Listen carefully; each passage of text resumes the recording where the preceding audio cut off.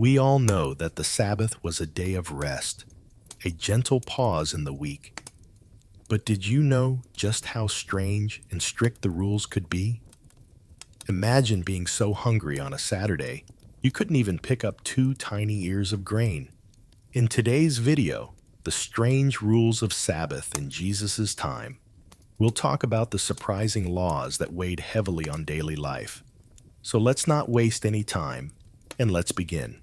You drift down now, settling softly into the dust of an ancient Judean afternoon, feeling the familiar, grinding ache in your shoulders that only a week of relentless sun and labor can produce.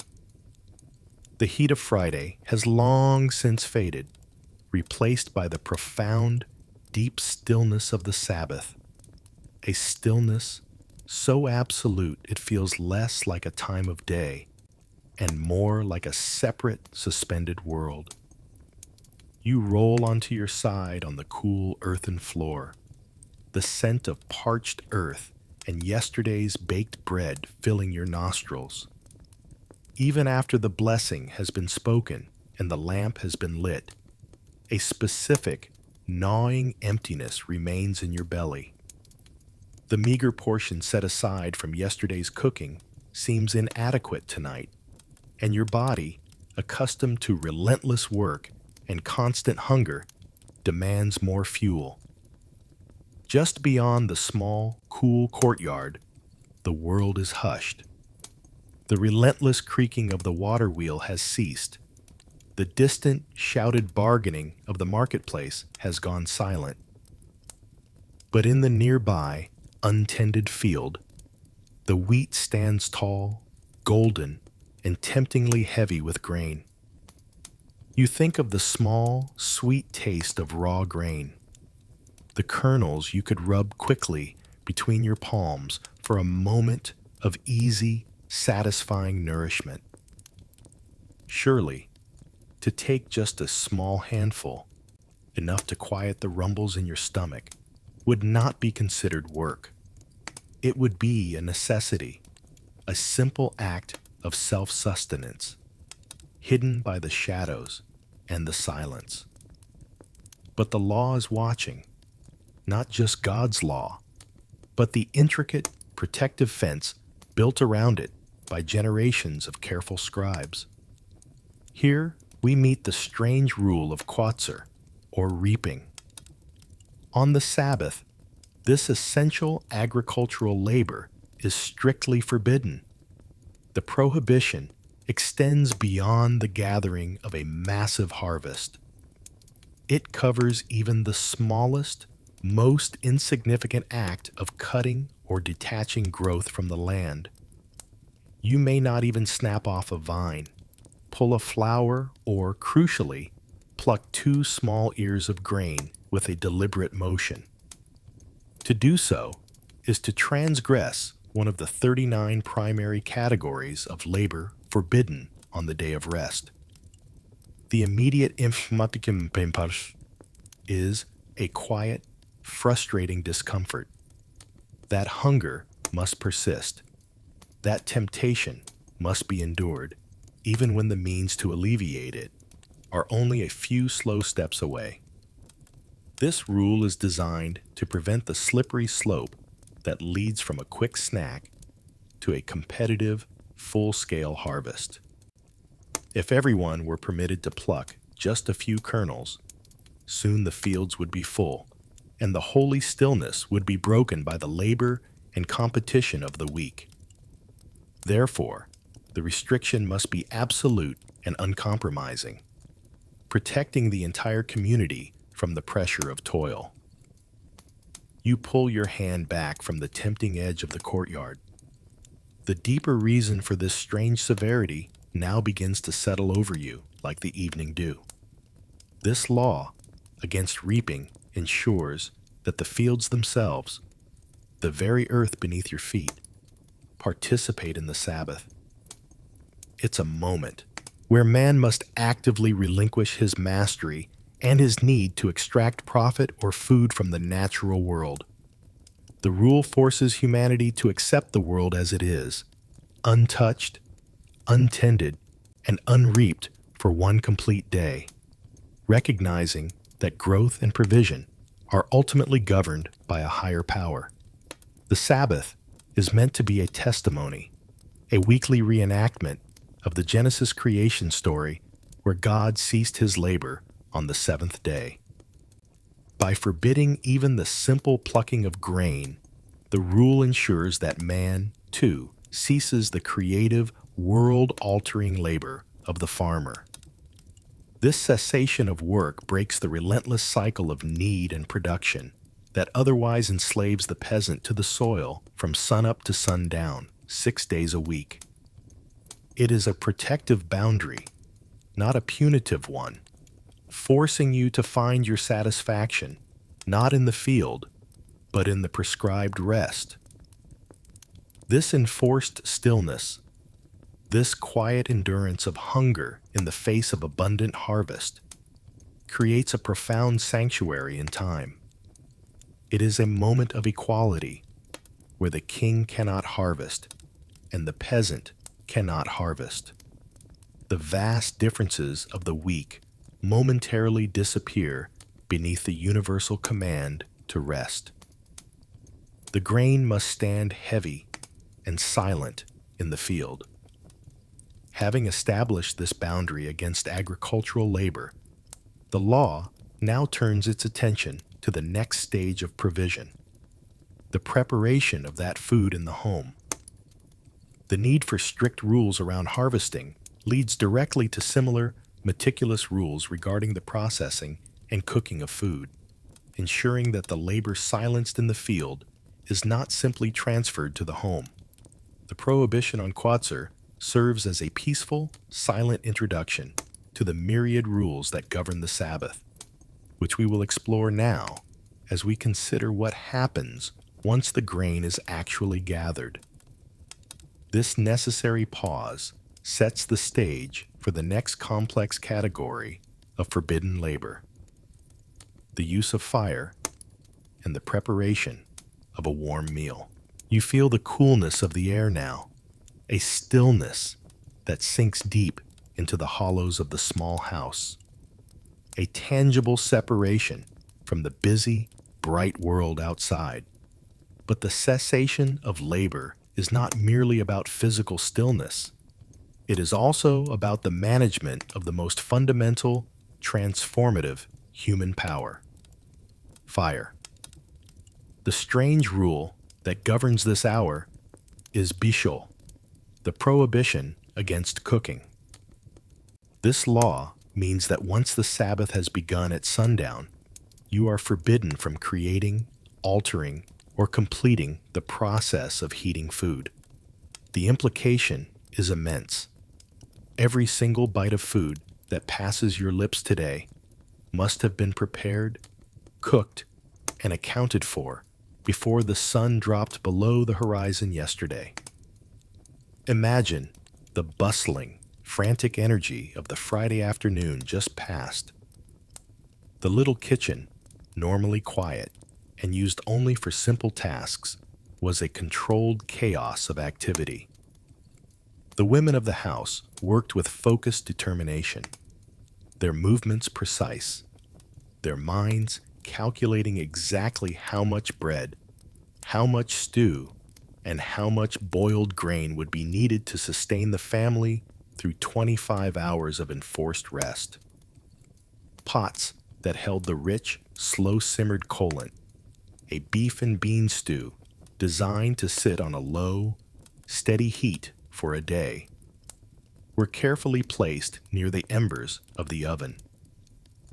Other dishes, intended to be eaten warm, were wrapped tightly in layers of cloth and tucked onto shelves near the oven flue, benefiting from the residual heat. This meticulous dance of preparation is a testament to the rule itself. The Sabbath must be served by the week, not the week by the Sabbath. The rule of bishul is complex, stretching far beyond simply striking a match. It forbids the kindling of a new fire for the purpose of cooking, yes, but it also prohibits any action that completes the cooking process. For instance, if a pot is already cooking, you may not stir it if stirring is necessary to ensure the contents cook evenly, thus completing the process. Once a liquid has boiled, you may not put it back over the fire to warm it up once it has cooled past a certain point, because that would be considered recooking. You may not even pour hot water directly from a vessel that has been heated over a flame onto raw herbs to steep a tea, as this act transfers the fire's transformative power, constituting cooking in itself. The practical dilemma for a family in Jesus' time was often a cold Sabbath meal. They possessed none of the insulated vessels or modern heating methods we rely on today. The carefully banked fire would dwindle, and even the stew, tucked away near the stone walls, would gradually cool. Yet, the law insists on this discomfort. You must choose to accept the temperature of the food as the Sabbath found it, whether perfectly warm or disappointingly lukewarm. The goal is not deliciousness. The goal is stillness.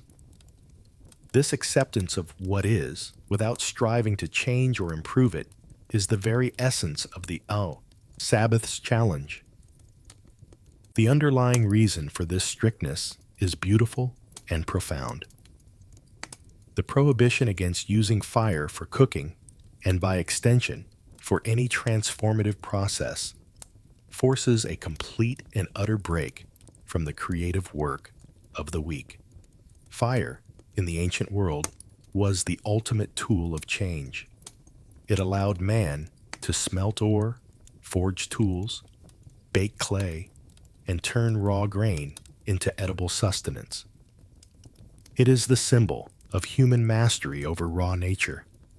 By forbidding its active use, the law compels the community to live for a full day without exercising that mastery. It freezes the world in a state of grace, demanding that you pause your effort to perfect, improve, or sustain your existence through active labor. If the rule were merely, do not light a new fire, the day would quickly become consumed by maintaining existing ones, stirring pots, adding fuel, and constantly adjusting heat. All activities that draw the mind back into the domain of necessary, productive work. By forbidding even the small, seemingly innocent actions of stirring or rewarming, the law creates a higher, less ambiguous boundary. It simplifies the day's tasks to mere maintenance of self, rather than maintenance of the household's infrastructure. You eat what is already prepared. You rest in the warmth that is already residual. You are a guest in your own life for 25 hours. This intentional reliance on pre-prepared meals and residual warmth also serves a powerful social function. Because no new meals can be cooked, families and neighbors are encouraged, even compelled, to share whatever they have, reinforcing community ties. The pressure of daily, individual household labor is lifted simultaneously from everyone. The poorest family and the richest merchant share the same limitation. They must survive on what their Friday labor provided. It is a great equalizer achieved through the simple, strict command to put out the fire of human transformation. As you finish your cool, pre-cooked meal now, the hunger is a duller, more manageable thing. You realize the discomfort is a constant, gentle reminder of the day's sacred purpose. The coolness of the food is the temperature of rest itself. It is the physical sensation of having submitted your will to the divine command for cessation. The pot sits undisturbed, The remaining embers glow faintly but are not stoked. The kitchen is still. This powerful constraint on the most basic necessity of life, sustaining oneself through food, smoothly introduces the next constraint. Once you are fed and rested, your mind might turn to the movement outside the home, and there, another strange rule awaits: the burden of freedom itself. The next boundary is set not by fire, but by the weight of what you are permitted to carry when you leave the threshold of your private dwelling. The sun is high now, casting sharp, blinding light into the narrow alleyways of the town, and the day has reached its quiet zenith. Your stomach is settled from the Sabbath meal, and a gentle drowsiness encourages you to find companionship. You decide to visit your neighbor, Elisheba, who has been unwell, to share a word of prayer and bring her a small comfort. But as you step toward the door, your hand naturally reaches for the key, or perhaps a small, folded piece of linen cloth you wish to share, and you pause. Here, the strangest of the Sabbath rules makes itself known. Hotza'ah, the prohibition against carrying objects from a private domain into a public domain. This is a rule defined by geography and property, not merely by the physical act of lifting. Within the four walls of your home, or within your secure courtyard, the private domain, you are entirely free to move objects, to lift the water jug, to rearrange the cushions. But the moment you cross the threshold and step into the unwalled street, the public domain, the act of carrying anything, becomes a profound violation of the Sabbath. This prohibition is so strict that even if you accidentally stepped into the public street while still holding the key to your own door, you would need to drop it immediately, lest the act of carrying it over a distance of 4 cubits, only about 6 feet, constitute the forbidden labor. Imagine standing on the precipice of the doorway, holding a simple water jar, or perhaps the prayer shawl you wish to take to the gathering. The physical act of carrying is utterly effortless, yet the law declares it to be labor. It feels absurd. Why is lifting a heavy jar perfectly permissible inside your walls, but carrying a feather over the street an unforgivable act of toil? This is because the law defines the labor not by the effort involved, but by the purpose and the domain involved. Carrying from private to public is defined as one of the original 39 labors performed in the building of the tabernacle in the wilderness, specifically the transportation of materials. Therefore, the prohibition stands, regardless of the weight of the object. The rule's impact is immediately isolating and purifying. If you wish to visit Elisheba, you must go empty-handed, sharing only your presence and your words, but not a physical gift or a practical item like a cup of soothing broth. You must navigate the entire town with minimal possessions.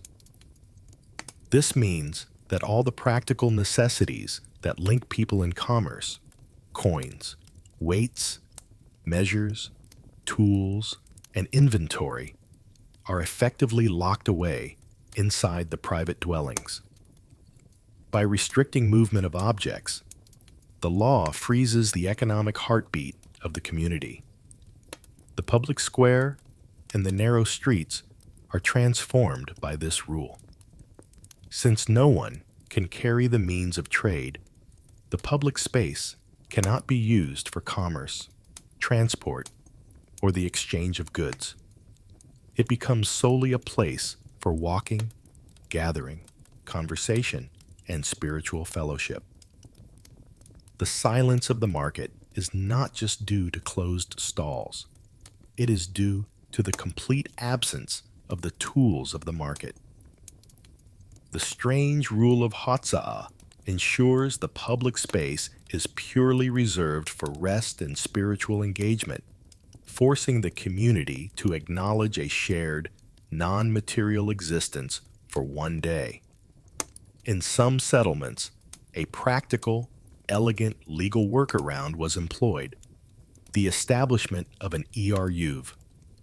An eruv is a symbolic boundary, often made of a continuous wire or string strung between poles, encompassing a cluster of houses or an entire neighborhood. Once established and legally consecrated by the community, this boundary transforms the entire enclosed space, including the streets, courtyards, and alleys, into a single, large communal private domain. Within this expanded boundary, carrying objects becomes permissible because the public domain has been symbolically absorbed into the collective private space. This ingenious device highlights the law's focus on the legal definition of space, not merely the physical act. However, even with the ERUV established, the core philosophical lesson remains. You are constrained.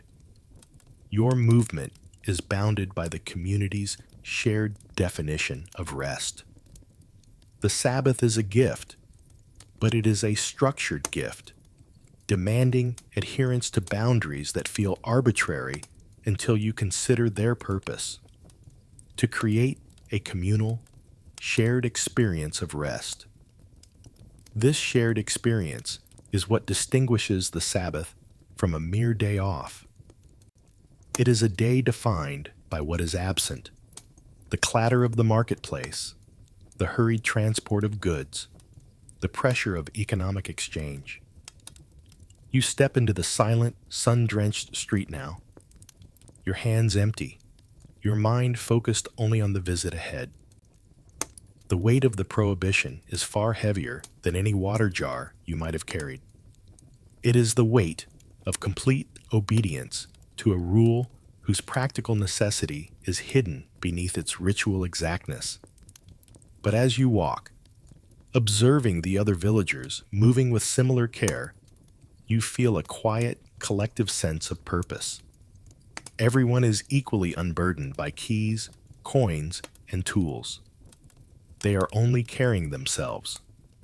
This sense of being constrained to the immediate vicinity, of finding rest within the community's boundaries, smoothly leads to the next constraint imposed upon the movement of the body itself. If you cannot carry objects into the public domain, how far are you even permitted to carry yourself? The law has an answer for this too: a defined perimeter that insists you root yourself to your space of rest. You will soon discover that even the simple act of walking has a predetermined, sacred distance that you may not cross. The day progresses toward evening, and the intensity of the sun is finally beginning to soften, painting the western hills in shades of amber and rose. The constraint of not carrying objects has successfully frozen the economic life of the town, turning the streets into pathways for fellowship and prayer rather than commerce. Yet, another restriction upon movement exists, one that defines the very extent of your personal liberty: the Techem Shabbat, or the Sabbath day's journey. This strange rule dictates that you may not walk more than 2,000 cubits, roughly the distance of half a mile or 1 kilometer beyond the established boundaries of your town. This rule springs from a careful, defensive interpretation of Scripture. The Bible suggests that the people should abide every man in his place on the seventh day. To the meticulous scribes, this was not merely a suggestion to stay home, but a command to define the perimeter of that place. They calculated 2,000 cubits, a distance derived from the space permitted between the limits of the city of refuge and its gates. as the sacred and permissible boundary for any travel outside the community limits. Once you cross the official edge of the last dwelling, you have exactly 2,000 paces before you hit an invisible wall of prohibition. The scene that brings this rule into sharp personal focus is a familiar, painful one. Your aged relative, who lives in a small settlement just beyond the nearby olive groves, has fallen ill. They are not in immediate, life-threatening danger, but they are frail, lonely, and weak, and your heart aches to see them. You calculate the distance in your mind. The edge of your village is perhaps only 500 cubits away, but their hut lies 1,500 cubits beyond that. The total distance exceeds the 2,000 cubit limit. The rule dictates that you may not make the journey. The impact of the Techem Shabbat is immediate and intense isolation. It creates a rigid circle of commitment around your home community. For this one day, the vast world beyond your fields, the world of travel, business deals, distant contacts, and far-flung responsibilities, is completely shut off. Your mind is forced to concern itself only with the things and people immediately available to you. You are compelled to dwell, truly dwell, in your place of rest. The frustration is palpable. The love for your relative is a profound moral impulse. Yet the law prevents the act of mercy you wish to perform. The depth of the rule, however, lies in its philosophical genius. The Sabbath day's journey is a legal construct designed to symbolize the difference between rest and aimless wandering. It protects the community from the encroachment of the week's secular demands. If people were free to travel indefinitely, the Sabbath would quickly become a day for visiting distant markets, settling remote disputes, or preparing future business ventures. The focus would shift from the eternal to the expedient, transforming the sacred day into an opportunity for profane travel. By limiting travel to a defined, walkable radius, the law ensures that the person remains spiritually rooted. You cannot profit from the journey. You cannot conduct business. You are forced to remain within the orbit of those with whom you share the covenant of rest.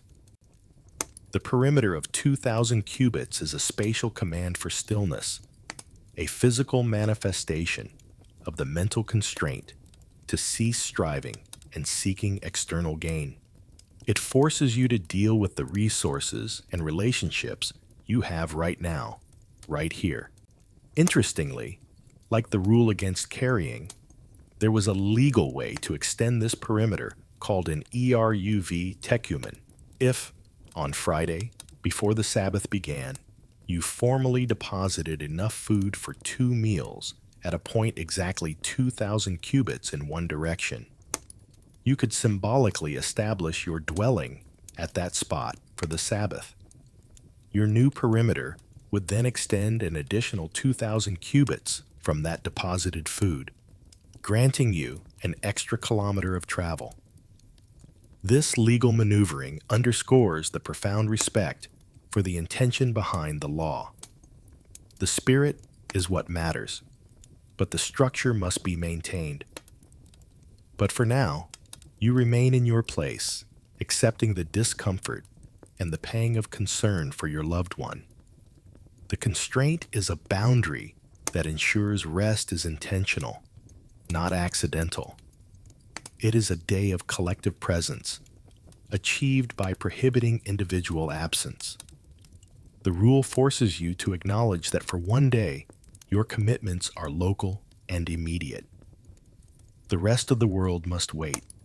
This profound commitment to remaining in your place, to accepting the limitations of space and travel, naturally leads to the next category of forbidden labor.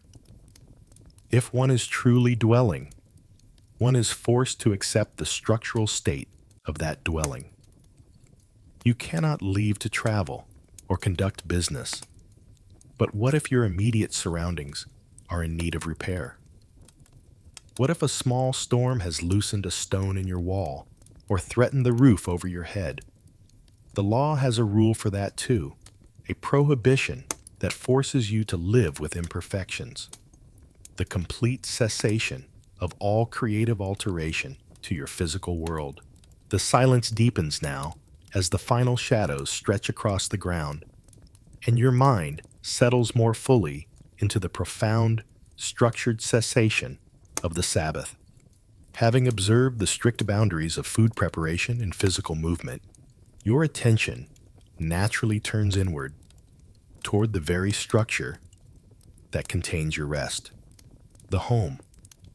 Here, another fundamental prohibition holds swing, the labor of boneh, or building. On the Sabbath, all acts of construction, completion, or fundamental repair are forbidden. The hook for this rule is a small, nagging imperfection in your immediate environment. Perhaps a sudden, small gust of wind has dislodged a stone from the low wall bordering your courtyard, leaving a precarious gap. Or maybe a few roof tiles have shifted, and a dark stain on the ceiling suggests that the next heavy rain will bring a troublesome leak. The impulse is immediate and practical, to grab the trowel or the hammer and perform a quick, simple, necessary repair that would take only a few moments. Yet, the law stands firm. You may not build, and you may not even complete, a building project that was nearly finished on Friday. This rule of boneh is interpreted with meticulous severity. It forbids the laying of a single brick, the planing of a piece of wood to fit a joint, or the application of plaster.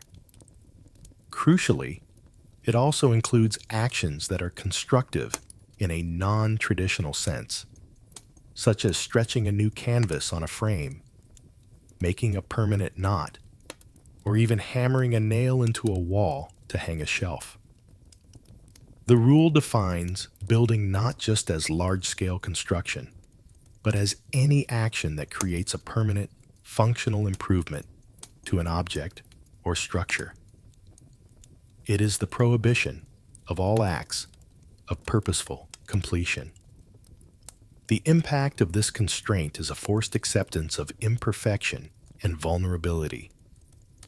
You must look at the loose stone, the potential leak, and the unfinished project, and you must deliberately choose to ignore them for 25 hours. The world must remain exactly as the Sabbath found it. The deeper reason for this strictness is that building is the quintessential labor of man. It is the process by which humanity asserts its dominance over the natural world, transforming raw earth, stone, and wood into civilization and shelter. It is the opposite of rest. It is the act of relentless creation and improvement. By forbidding boneh, the law commands a suspension of man's continuous attempt to control and perfect his environment. The house is a symbol of the larger world. If you cannot repair the wall, you cannot, by extension, attempt to repair the universe. This ensures that the Sabbath is not a day of maintenance, but a day of absolute acceptance. The rule forces you to pause, acknowledge the limitations of your effort, and submit to the structure of creation as it currently stands. It is a profound lesson in humility, teaching that true rest comes not from achieving perfect completion, but from ceasing to strive for it. The prohibition also extends subtly to the destruction of things for the purpose of construction, a related labor known as soter. For instance, you may not tear down a rickety fence to clear the space for a better one, because the destructive act is undertaken with a creative, constructive intent. In both building and purposeful demolition, the drive is to alter the state of the world to better serve human need. The law steps in and declares a day of armistice between man and his materials. You watch now, your eye catching the problematic spot on the wall. You consciously pull your thoughts away from the solution, the quick masonry repair, and redirect them toward the spiritual peace of the day. This is the very discipline the rule demands. The loose stone is not a threat today, it is a teacher. It reminds you that the work will wait, and that the world will not fall apart simply because you stop trying to hold it together for a single day. This principle of halting all construction, all creative transformation of the environment, smoothly leads to the next category of forbidden labors. Having silenced the heavy work of the mason and the carpenter, the law turns to the finer, more intricate tasks. The great cycle of building and repair is paused, and now the focus must shift to the micro labors that sustain the household, beginning with the delicate, detailed work of spinning and weaving, the foundation of all textiles and clothing. The same intentional cessation that stopped the laying of the heavy stone must now stop the threading of the finest needle. Your attention now moves from the solid, immutable structure of the house to the fabric that covers your body, the garments that provide warmth and modesty. The cessation of labor extends to the most minute, intricate tasks of the hands, those fine motor skills that define the craftsman. We now encounter the strict prohibitions surrounding the creation and repair of textiles, tova, spinning, origi, weaving, and tsa'a, sewing or tearing. These laws silence the constant, industrious whir of the workshop, ensuring that the preparation of clothing, a necessity as fundamental as food and shelter, was entirely relegated to the working week. Imagine the quiet frustration of noticing a tear in your tunic.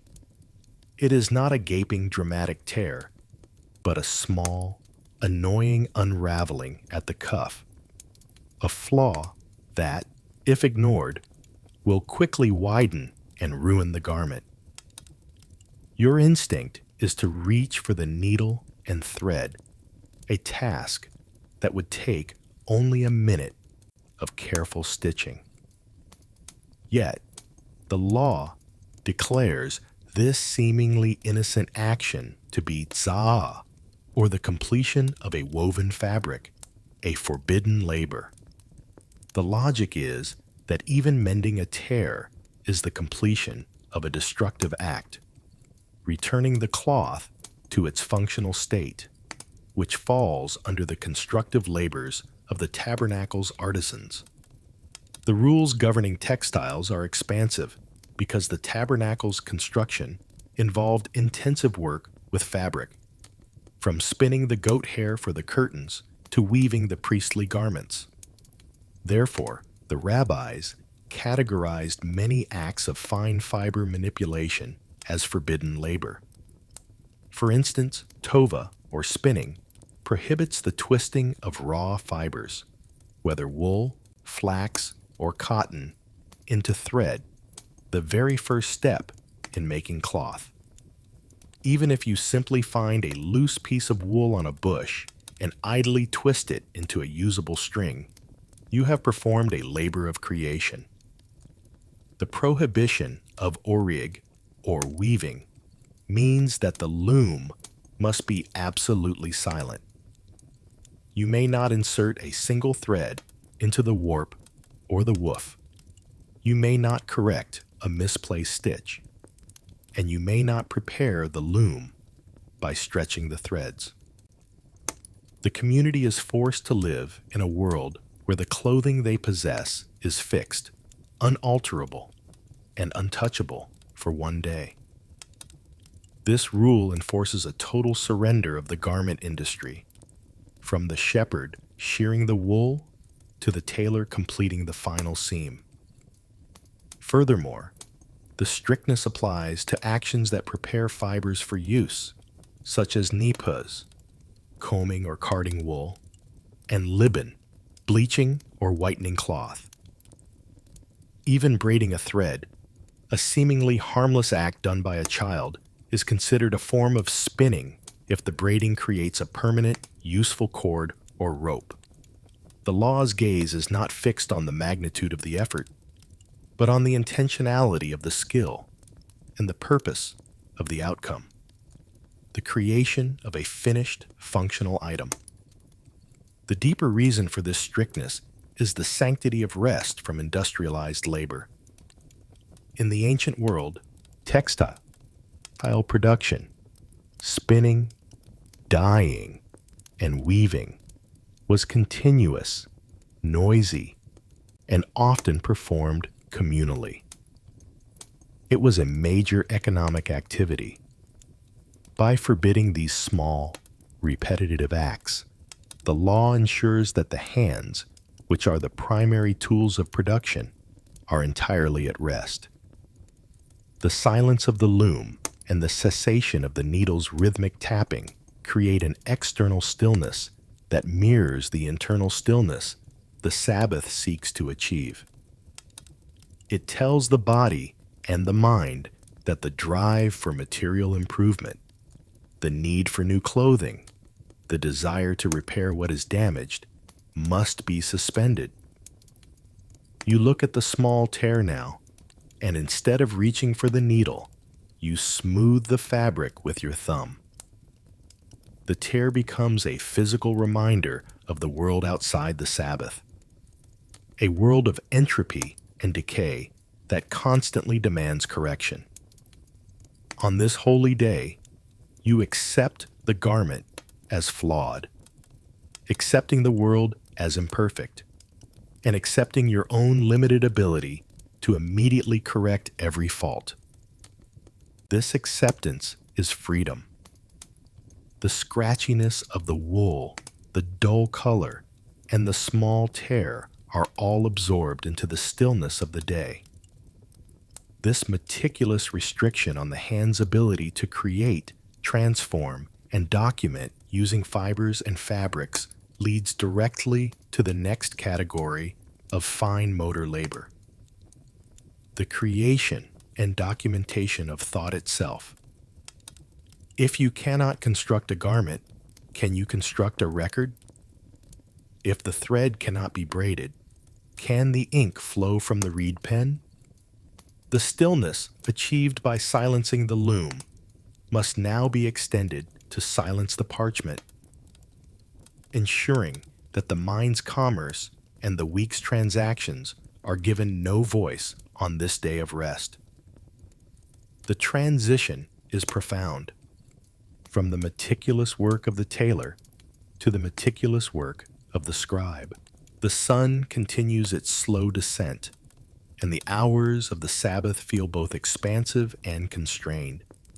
Your hands, forbidden from the small, productive labors of textile work, are now drawn to the even more powerful labor of the mind, the creation of lasting records. Here, we confront the rule against kotev, writing, and its counterpart, mochel, erasing. This prohibition is aimed squarely at the documentation of the week's commerce and concerns, ensuring that the day of rest is free from the administration of earthly affairs. Imagine the sudden, sharp memory that strikes you, a small debt owed to you by a neighbor that you neglected to record on Friday, or perhaps a brilliant, fleeting idea for a new planting rotation that must be captured before it vanishes. Your impulse is to grab a stylus and scratch a quick reminder on a piece of slate or a spare scrap of papyrus. The rule against kotev, however, is absolute. It is forbidden to write any two adjacent letters, whether with ink on parchment, charcoal on stone, or even by scratching a design in the dust of the road with your finger. The definition of writing here is crucial and reveals the law's protective purpose.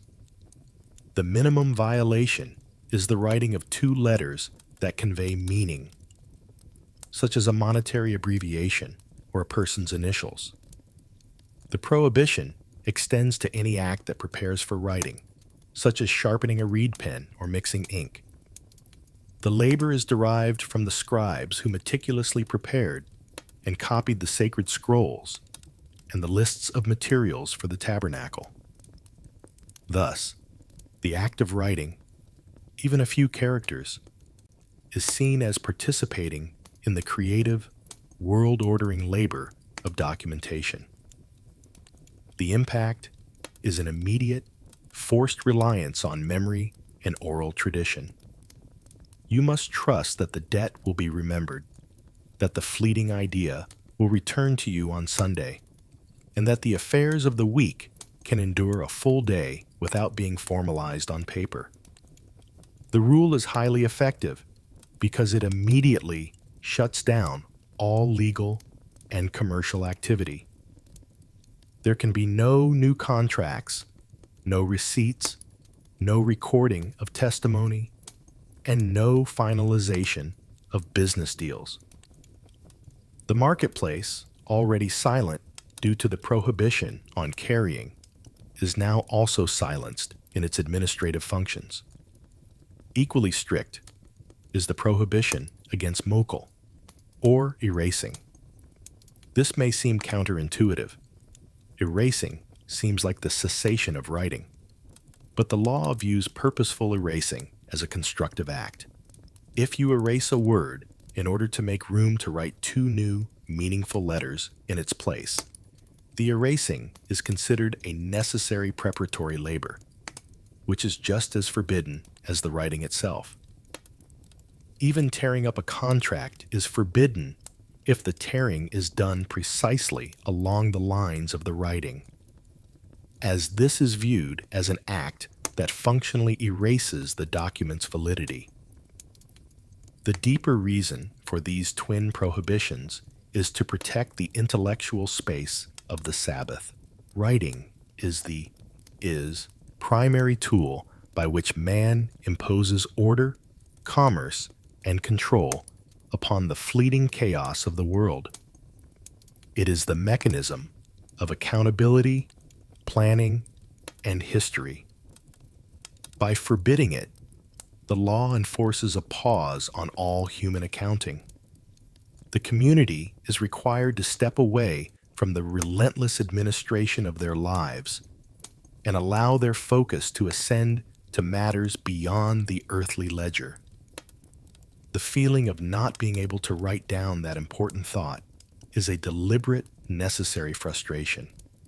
It forces the mind to decouple from the continuous stream of secular thought and worldly obligation. The Sabbath becomes a day of pure, living, oral tradition, where knowledge is shared face to face and memory is honored over the fixed, cold record. This rule frees the community from the heavy paperwork of existence. This successful transition from the physical labors of the hand to the administrative labors of the mind naturally leads to the next step in intellectual activity. If you cannot write down your secular thoughts, what should your mind be occupied with? The Sabbath requires the mind to be active, but directed toward holiness. This constraint against documentation sets the stage for the next rule: the meticulous guidelines around what is permissible to read, teach, and study on this day of rest. The focus shifts from the prohibited act of writing contracts to the prescribed activity of engaging with the sacred scrolls. Now that the tools of physical labor, the trowel, the loom, the pen, have been silenced, your mind is free to turn to the prescribed labors of the Sabbath: study, prayer, and contemplation. The strange rules, however, do not cease here. Even within the realm of intellectual activity, a fine line is drawn between encouraged holy engagement and forbidden secular labor. This chapter explores the subtle rule that differentiates between the permissible reading of sacred texts and the prohibited reading of non-sacred texts, particularly those pertaining to commerce or dispute. The common misconception is that all reading is permissible, since it is not physical labor. But the scribes were meticulous in guarding the Sabbath's spiritual focus. The rule dictates that while reading the Torah, the prophets, and the sacred commentaries is the very essence of the day's delight, you are strictly forbidden from reading contracts, promissory notes, ledgers of debt, and correspondence pertaining to business or legal disputes. The very act of engaging with these texts risks dragging the mind and spirit back into the concerns of the week. Imagine you are sitting quietly, enjoying the profound peace of the day. You see a scrap of papyrus lying on a shelf. It is a detailed list of prices for the next season's olive oil harvest. And your instinct is to read it, to think, and to plan your transactions for Sunday. The rule steps in and forbids the act. The intention is to remove any possibility of the Sabbath becoming a day of preparatory planning. If you read the contract, your mind will inevitably start strategizing the payment. If you read the ledger, you will begin calculating profit and loss. This mental labor, though silent and hidden, is considered a desecration of the Sabbath's spiritual purpose.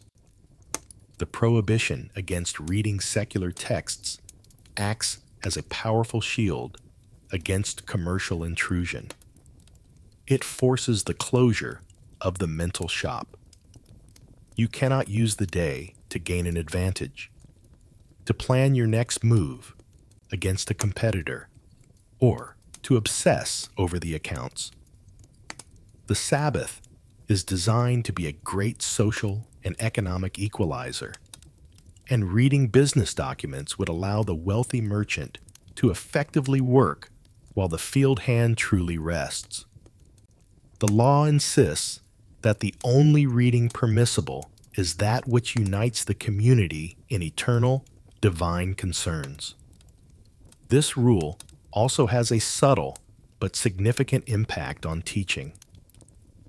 While teaching the Torah to a child or preaching in the synagogue is a paramount good deed, the teacher must be careful not to use the Sabbath for the preparation of a secular lesson, such as calculating complex mathematical problems or compiling historical data for use later in the week. The focus must remain purely on the sacred texts. This distinction ensures that the mind's energy is channeled toward sanctification, not toward the acquisition of worldly knowledge for profit or control. The deeper reason for this intellectual constraint is the concept of oneg Shabbat, the delight of the Sabbath. The delight is not meant to be found in fleeting entertainment or profitable planning, but in the specific, prescribed joy of engaging with God's covenant and His community. By restricting the intellectual diet, the law purifies the focus of the community. It creates a space where the noise of the world's demands cannot penetrate the mind's sanctuary. You are forced to rely on the texts and truths that transcend your current earthly worries. You feel the peace of this realization as you turn away from the ledger and pick up the familiar weight of the sacred scroll. The words are comforting, eternal, and demand a different kind of focus, one of devotion, not calculation. The The silence is not merely a lack of noise, it is an active presence, a space filled only with the echoes of holy instruction. The mind, constrained in its secular pursuit, finds a deeper freedom in its sacred pursuit. The Sabbath has thus far controlled your labor in the field, your carrying in the street, your construction of shelter, and the documentation of your thoughts. Now, having cleansed the intellectual space, the law turns to the physical vessel itself. The body must also be purified and maintained according to the rules of cessation. This spiritual focus naturally leads to the laws of physical cleansing and maintenance, starting with the prohibition on the hardest, most strenuous labors of the household: washing and purification. The shadows are long and cool now, and the Sabbath is moving toward its close. Having imposed its quiet, profound discipline upon your community, your hands have been idle, your feet confined, and your mind focused on the sacred. Now, the final rules of household maintenance emerge, focused on the prohibition of labors connected to physical cleanliness and preparation. We now face the strict rules surrounding mikvahs, washing or scouring, and shut, wringing or squeezing. These prohibitions were put in place to halt the incredibly strenuous, time-consuming labor of laundry in the ancient world. They are a profound statement about accepting the state of things as they are. Imagine looking at the clothing you removed before the Sabbath began.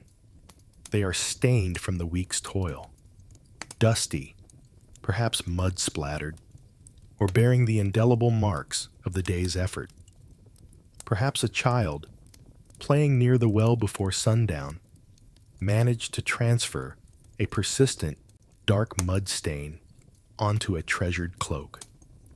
Your natural impulse is to seize the opportunity of the quiet day to begin the necessary work of cleansing, soaking the fabrics, scrubbing them against a stone, and purifying them for the coming week. This labor is essential to health and hygiene, yet the law forbids it absolutely. It insists that the pursuit of cleanliness must wait. The rule of mikvahs strictly prohibits the washing of any fabric with the intent of cleansing it. You may not soak it in water for the purpose of removing a stain. You may not beat it against a stone, and you may not rub soap or lie into the fibers. Even if the intention is merely to soak the clothes to loosen the dirt for an easier wash on Sunday, the act itself is considered a preparatory labor for cleansing and thus falls under the forbidden category. The logic is that this is one of the 39 primary labors derived from the process of preparing and purifying the hangings of the tabernacle. It is a transformative labor, changing dirty linen into clean linen, and therefore it must cease. To scrub a stubborn, dried mud stain off a garment is to fundamentally alter its state, a constructive labor in the realm of textiles. Even more specifically restricted is shut, or wringing. After washing, clothes must be wrung out to dry, a vigorous, strenuous action that extracts water from the saturated fabric. On the Sabbath, this act is forbidden because it is considered a form of extracting, similar to pressing wine from grapes, or a form of labor in preparing the fabric for its next stage of use.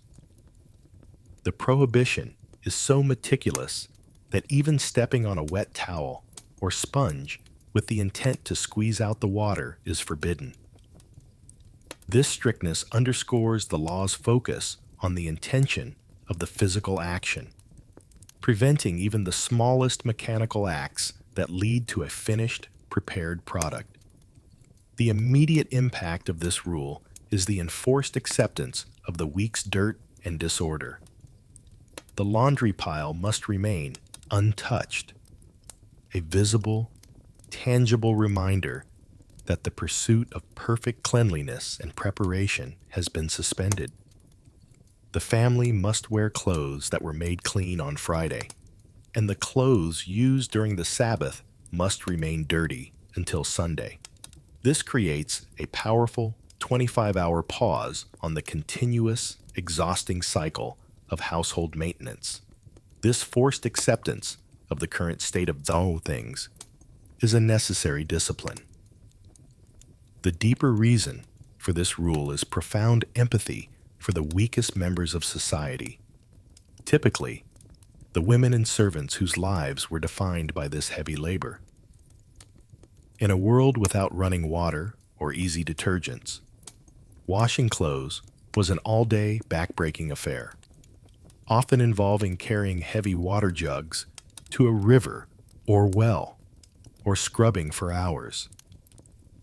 By prohibiting mishabes and shoot, the law ensures that the most physically demanding, repetitive work of the household ceases entirely, guaranteeing true physical rest for all. It is a radical social provision, lifting the burden from those whose daily lives were often consumed by grueling domestic maintenance.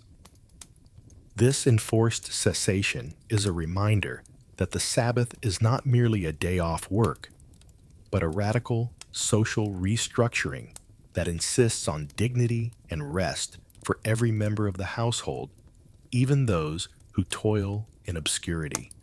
The discomfort of waiting a day for clean garments is a small price for the universal freedom from the scullery. You consciously avert your gaze from the pile of soiled linen, allowing the silence of the day to encompass this area of your life as well. The stain must wait for the setting of the sun. The body, having been provided for by pre-cooked meals and protected by rest from the heaviness of construction and cleansing, now requires only final, small acts of personal care. This prohibition on large-scale physical purification naturally transitions to the laws of individual grooming and maintenance. If you cannot wash the clothes that cover the body, what small, seemingly trivial acts of grooming are you forbidden to perform on the body itself? The law now prepares to regulate the barber's door and the nail cutter, ensuring that the preparation for holiness is completed before the Sabbath ever begins. The sun is beginning its long, slow arc towards the west, and the light is growing softer, illuminating the dust motes dancing in the air. The Sabbath has enforced rest upon the largest, most visible labors: the field, the loom, the legal document, and the wash tub. Now, the law's attention turns to the individual, to the body itself, ensuring that even the small, deeply personal acts of preparation and grooming are constrained.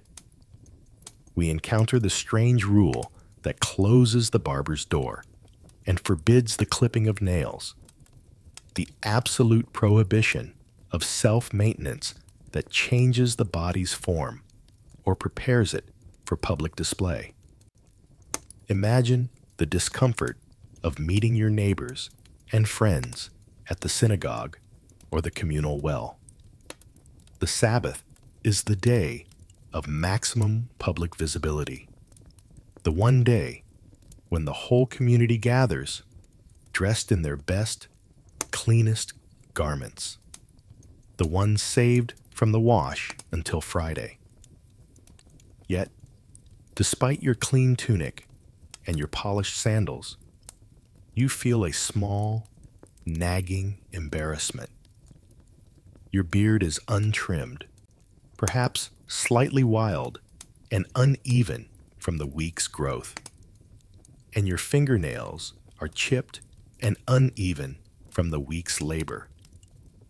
Your urge is to quickly tidy up, to present your best, most rested self to the community, perhaps using the small, sharp blade you keep for utility purposes in the kitchen. The law, however, forbids any kind of cutting of hair, shaving of the face, or trimming of the nails. These are considered labors of preparation.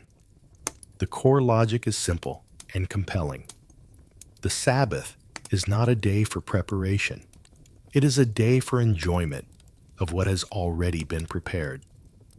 Therefore, all necessary acts of cleanliness and self-improvement must be completed before sundown on Friday. To perform these acts on the Sabbath is to degrade the day of rest into a mere staging ground for the next week, treating it as a utilitarian buffer rather than a sanctuary in time. It shifts the focus from spiritual engagement to worldly appearance. This rule is far more demanding than it appears, requiring foresight and discipline in the rush of Friday afternoon. The entire community must commit to a thoughtful, prepared entry into the Sabbath. If a man forgot to shave on Friday, he must endure the shame and discomfort of his unshaven face for 25 hours. If a woman needs her hair professionally styled or cut, she must wait. The rule ensures that every member of the community, from the most meticulous householder to the busiest shepherd, enters the day of rest in a state of pre-prepared, acceptable holiness. The external appearance, with all its minor flaws, must simply be accepted as the state of things when rest began. The prohibition against cutting nails is particularly illustrative of the law's meticulousness. Clipping nails, a seemingly insignificant task, is categorized as a constructive labor, similar to shaping wood or refining a tool. It is an act that transforms the raw material of the body into a finished state of refinement. By forbidding it, the law makes a subtle but powerful statement. The body itself is placed in a state of rest. It is allowed to exist as it is, untouched by the continuous human impulse to perfect, trim, and refine. The body is accepted in its natural, untrimmed state, forcing an inner focus rather than an outward concern with aesthetics. This rule of anticipation serves a vital purpose in separating the sacred from the profane. It teaches the community that the Sabbath is not merely a day when labor is stopped, but a day when the necessary preparations for rest must be finished.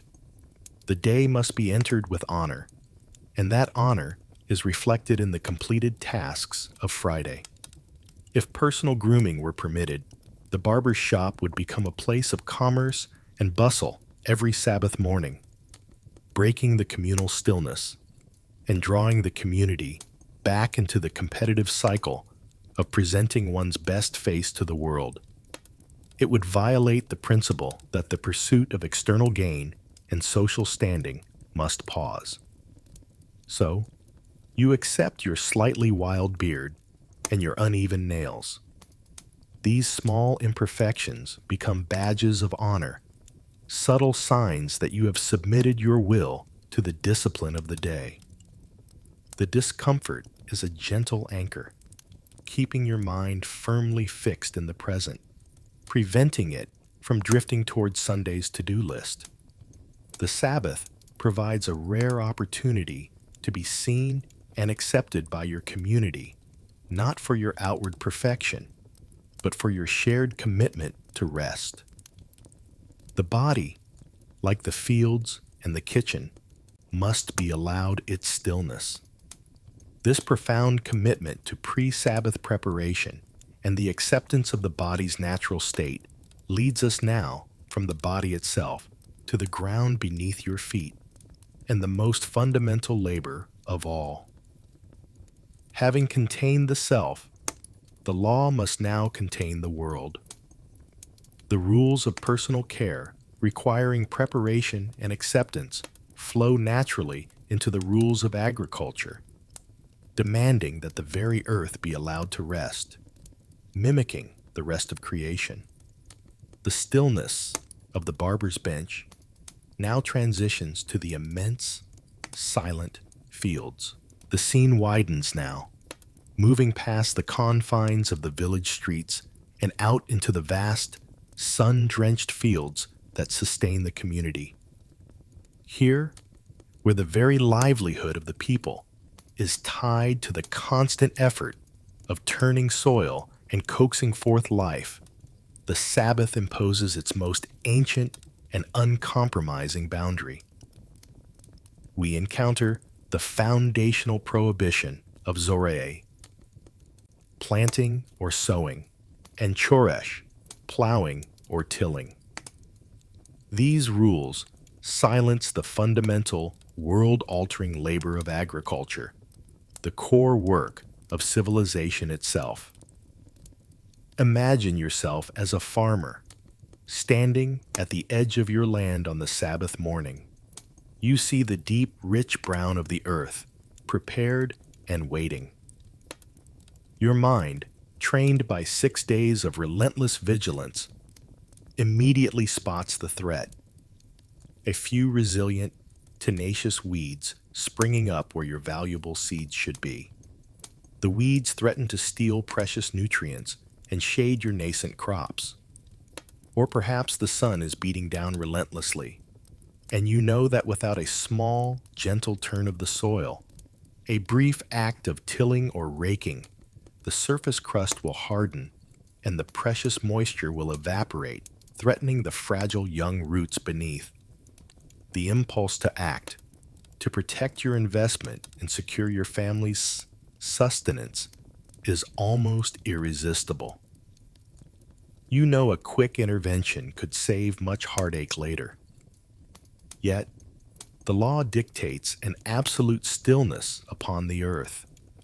You may not plant a seed, scatter fertilizer, graft a branch, or even water a small garden plot with the intention of fostering growth. These acts, considered Zorea, are the beginnings of the creative process, the manipulation of raw earth into human sustenance. Even a simple act like clearing stones from a field, if done to prepare the ground for future planting, is prohibited. Similarly, you may not choresh or plow.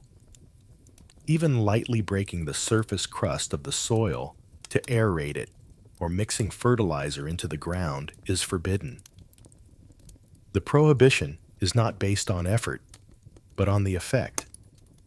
Any act that improves the soil or initiates growth is a violation of the earth's commanded rest. The consequence is a required, painful passivity for the tiller of the soil. You must watch the weeds grow slightly taller. You must feel the sun harden the soil. You must trust that the tiny seeds, planted earlier in the week, will survive without your intervention. This deliberate cessation of the most fundamental labor forces the farmer to surrender his ultimate control over the means of his life. The fields themselves become a sanctuary of rest, where human hands must withdraw their demanding touch. The deeper reason for this strictness is cosmological and moral. The Sabbath is a day for the earth to rest, mimicking the completion of God's creation. The field hand, the most subservient member of the agricultural system, is given the same rest as the master. But more profoundly, the earth itself is given rest from the demands of human enterprise. This law ensures that man does not become completely enslaved to the cycle of the soil, the endless demand for planting, weeding, and maintenance that otherwise dictates the rhythms of life from dawn until dusk without cessation. By forbidding planting and plowing, the law establishes a radical philosophical statement.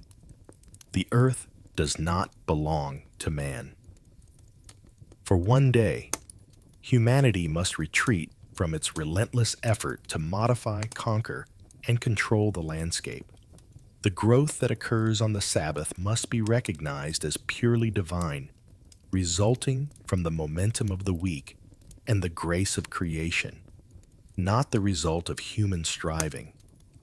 The fields are allowed to exist in a state of grace, untouched by the ambition of the farmer. The earth is permitted to breathe. This acceptance of the existing state of the land provides a necessary corrective to the intense attachment and ambition inherent in agriculture. It teaches trust. It is an act of faith to watch a delicate crop struggle without intervening, trusting that the Sabbath will be honored by God's provision, and that the minor decay or setback of a single day will not undo the labor of the entire week. The discomfort of seeing the weeds or the dry soil is a powerful spiritual discipline that anchors the farmer in a higher law. The silence of the fields, therefore, is not empty. It is a full, active rest. The tools, the mattock, the scythe, the plow, lie exactly where they were put down on Friday evening, cold and still. They wait patiently, just as the farmer waits patiently, accepting the rhythm of a higher command. The prohibition on tending the land thus ensures that man is released from the demands of the soil. This profound principle of extending rest beyond humanity to the very environment, to the soil, the seeds, and the weeds, naturally leads to the final member of the ancient working household that must also be included in the covenant of rest: the animals. If the earth must rest, then the beasts of burden, the constant, patient partners in the week's toil, must also be free from the demands of the master. The deep, quiet submission of the earth to the Sabbath now finds its parallel in the animal kingdom. The fundamental commandments of rest explicitly state that the Sabbath applies not just to you and your household, but also to your oxen, your donkey, and all your livestock. This principle is formalized through the rule that prohibits driving or leading animals to perform labor or placing any kind of burden upon them. This is the law of kindness to the beast, and it is a defining characteristic of the Sabbath's pervasive ethical reach. Imagine the scene in the communal enclosure where the oxen, donkeys, and sheep are kept. The animals are fed and watered from the provisions prepared on Friday, but they are otherwise left untethered or secured without the constraint of the yoke or the saddle.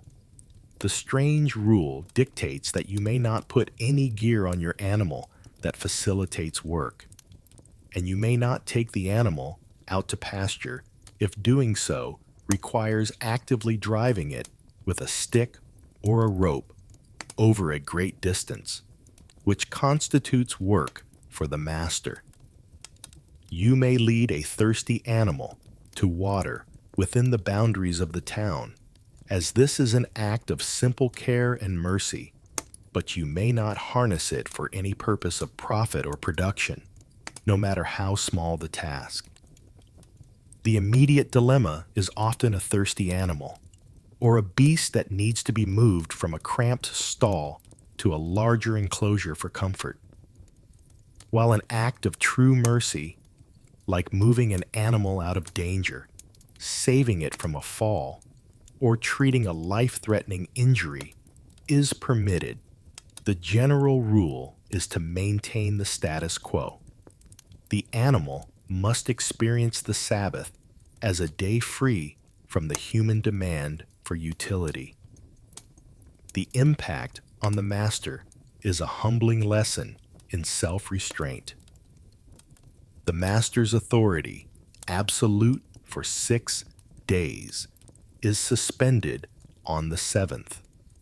He cannot command the strength of his beasts to serve his ends. The prohibition on burdening animals is often seen as a practical extension of the rule against carrying hotza'ah. The law is clear that an animal carrying a burden is simply an extension of the owner's prohibited labor. Therefore, the donkey that transports goods during the week must be entirely free from the yoke on the Sabbath. This ensures that the cessation of commerce and travel is absolute, extending to the very instruments of transport. Even the harness and the cart must be left untouched. The deeper reason for the kindness to the beast is ethical and theological.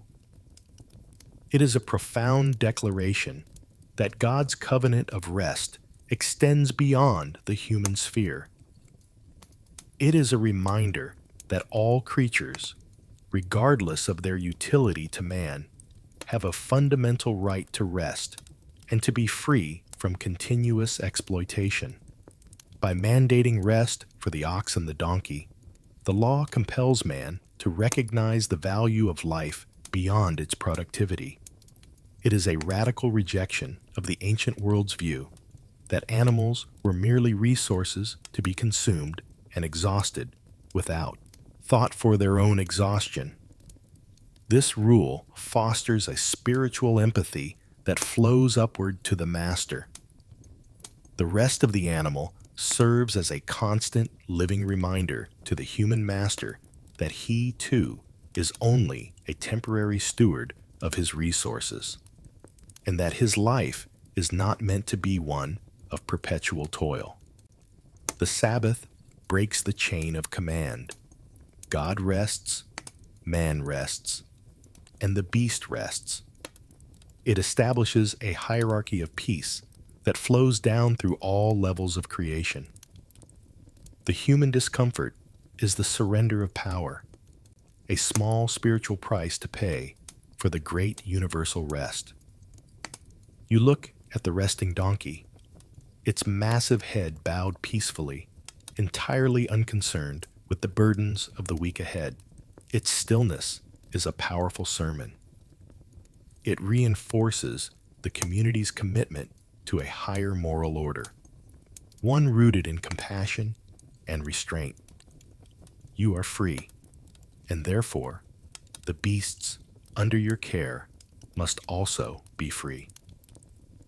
This expansive principle, that mercy and cessation must be extended even to animals, now sets the stage for the most intense legal and moral debates of the Sabbath.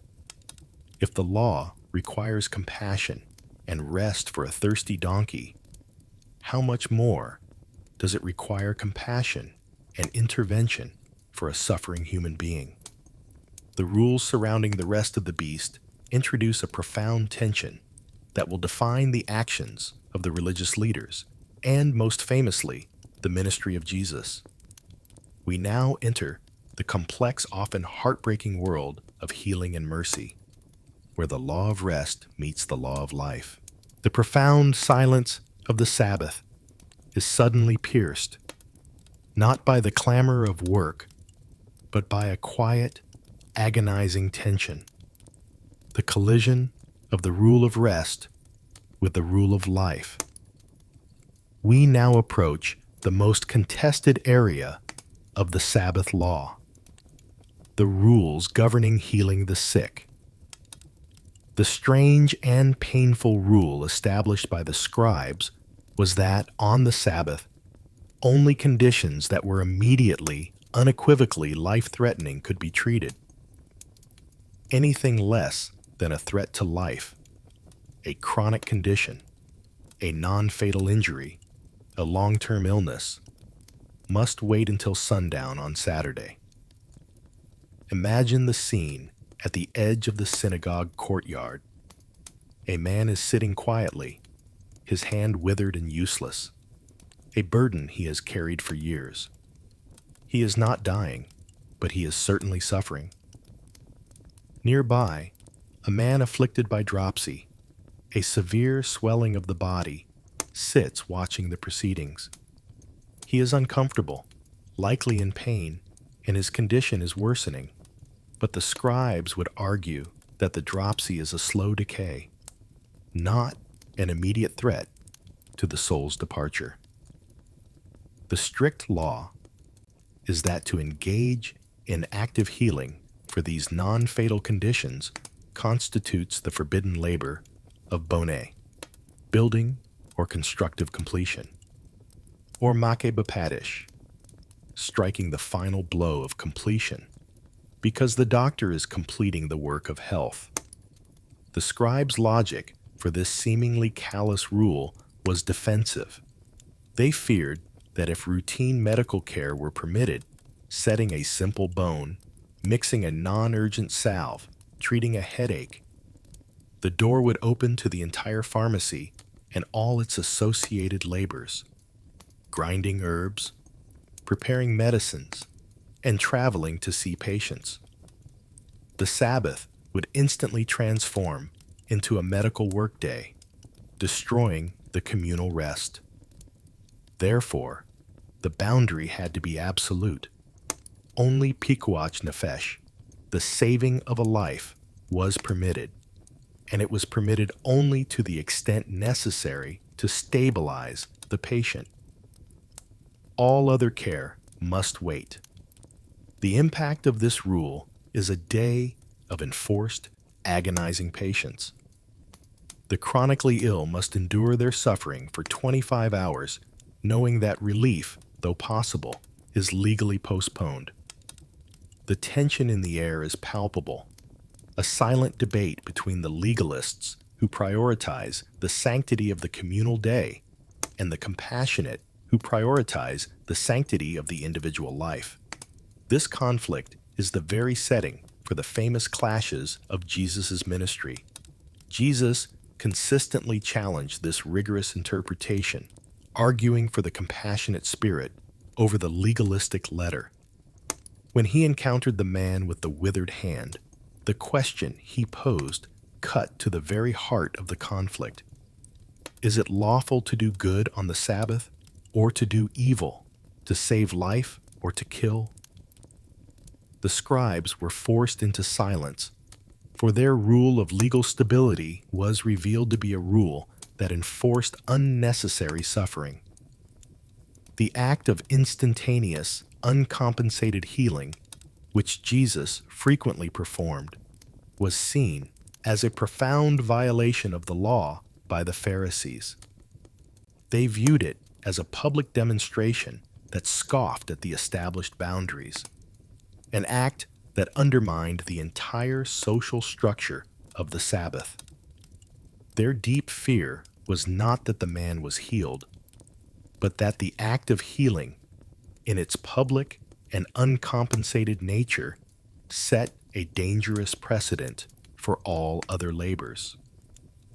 The Sabbath, in their view, was meant to be a testimony of man's submission, not a demonstration of divine freedom. This rule of strictly defined medical action on the Sabbath forces the community to engage in a profound moral contemplation. Where does mercy end and labor begin?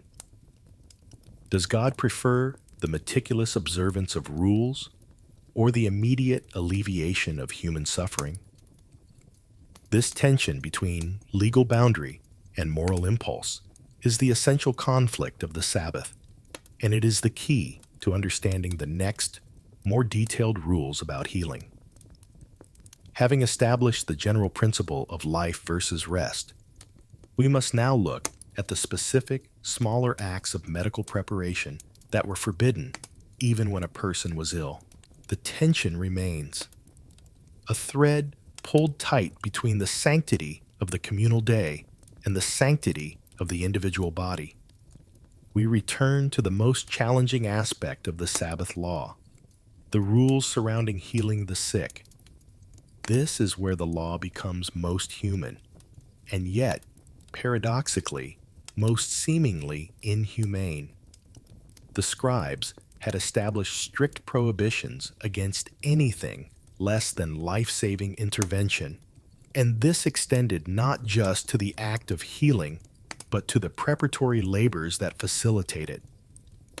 The rules were clear. You may not prepare medicines. This means grinding herbs, mixing salves, or distilling liquids. All acts considered forms of grinding, tochen, or cooking, bishul, both forbidden core labors. You may not set a simple bone that is painful, but not immediately life-threatening, as setting the bone is considered a form of building, bone, restoring the body to its complete healthy state. Furthermore, you may not actively create a new wound for the sake of healing, such as lancing a boil or making a cut to release stagnant blood, as this is a constructive act intended to complete the cure. This act of surgical incision, even if minor, falls under the category of preparatory labor. The consequence of this legal rigor was real and tangible suffering. The elderly man whose hip ached, the child whose simple fever was raging, the neighbor with the painful skin rash, all were compelled to endure their discomfort for the full 25 hours of the Sabbath. This enforced suffering was justified by the Pharisaic logic. If even a hairline fracture could be treated, the entire sanctity of the Sabbath would collapse. The moment the doctor is permitted to prepare a salve or set a splint, the peace of the day is shattered. The journey to the well for water, the gathering of firewood to boil the poultice, the travel to the patient's home, all these necessary labors would return, turning the day of rest into a disorganized, functional day of crisis management. The scribes saw themselves as the guardians of the collective rest.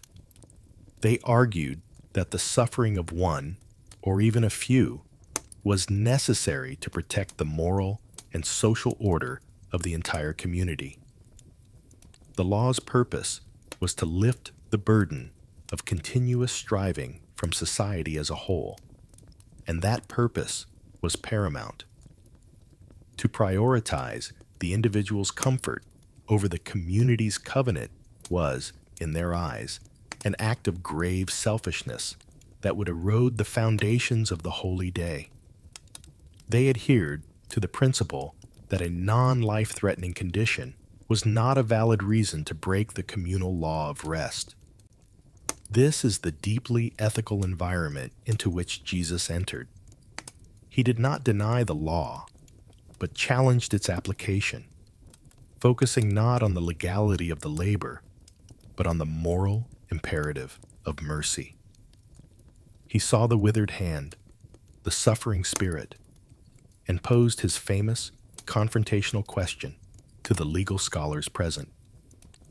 Is it lawful to do good on the Sabbath, or to do evil? To save life, or to kill?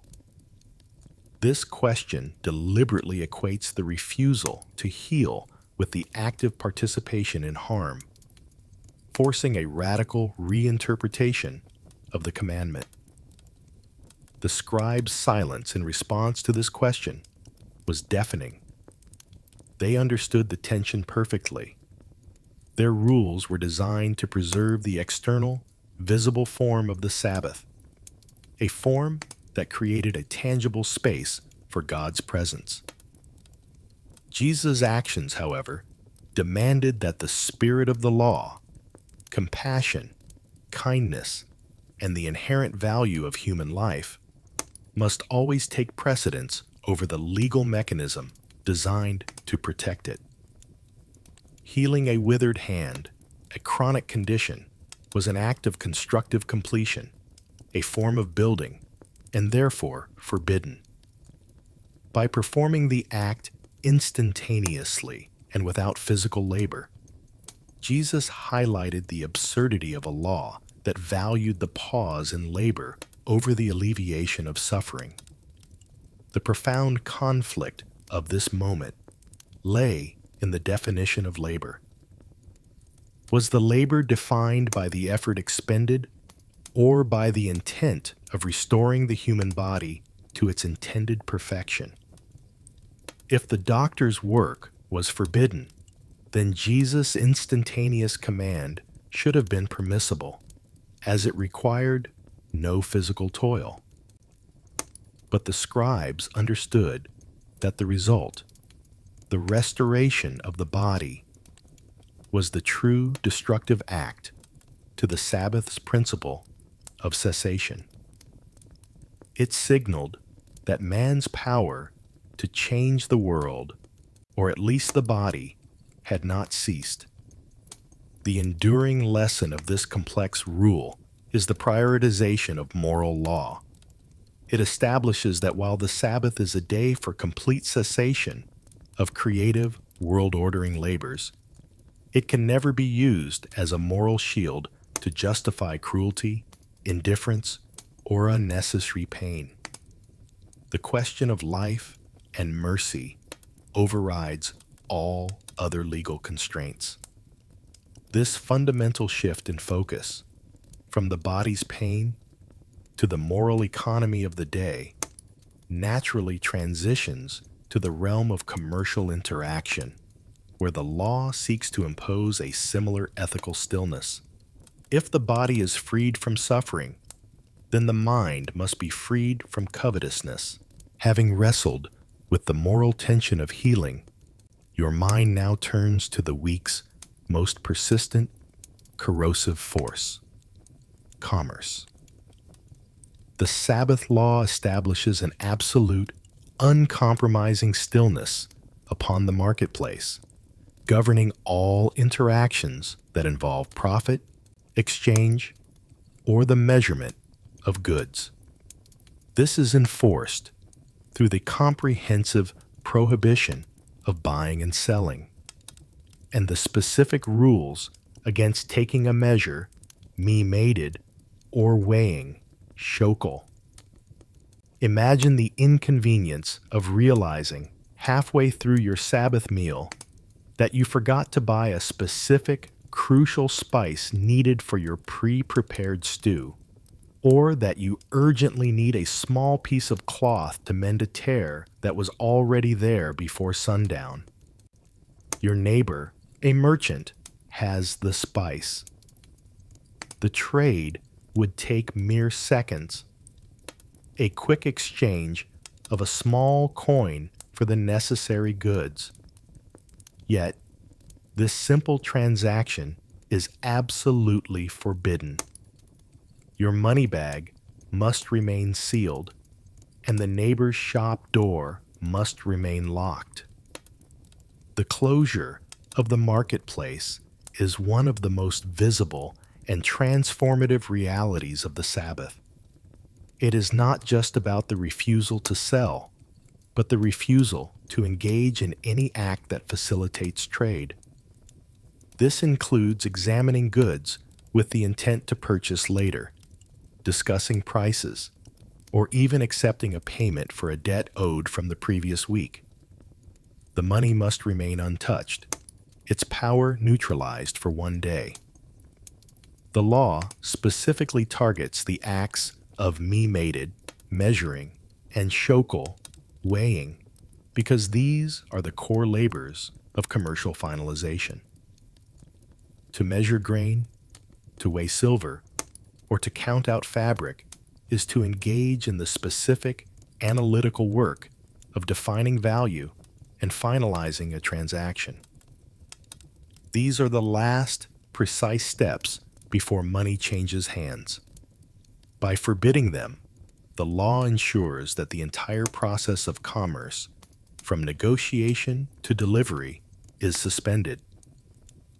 You must eat the food you have, wear the clothes you already own, and live within the fixed material reality established on Friday.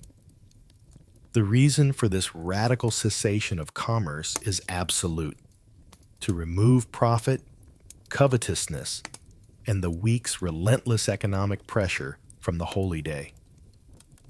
For 6 days, humanity is defined by acquisition, competition, and the desire for more. The Sabbath insists on a full stop to this pursuit. It forces the community to recognize that life and value are not measured in coins or commodities, but in time, relationship, and spiritual focus. By closing the market, the law creates a level playing field. For one day, the rich merchant and the poor laborer exist under the same economic constraints. Neither can gain an advantage.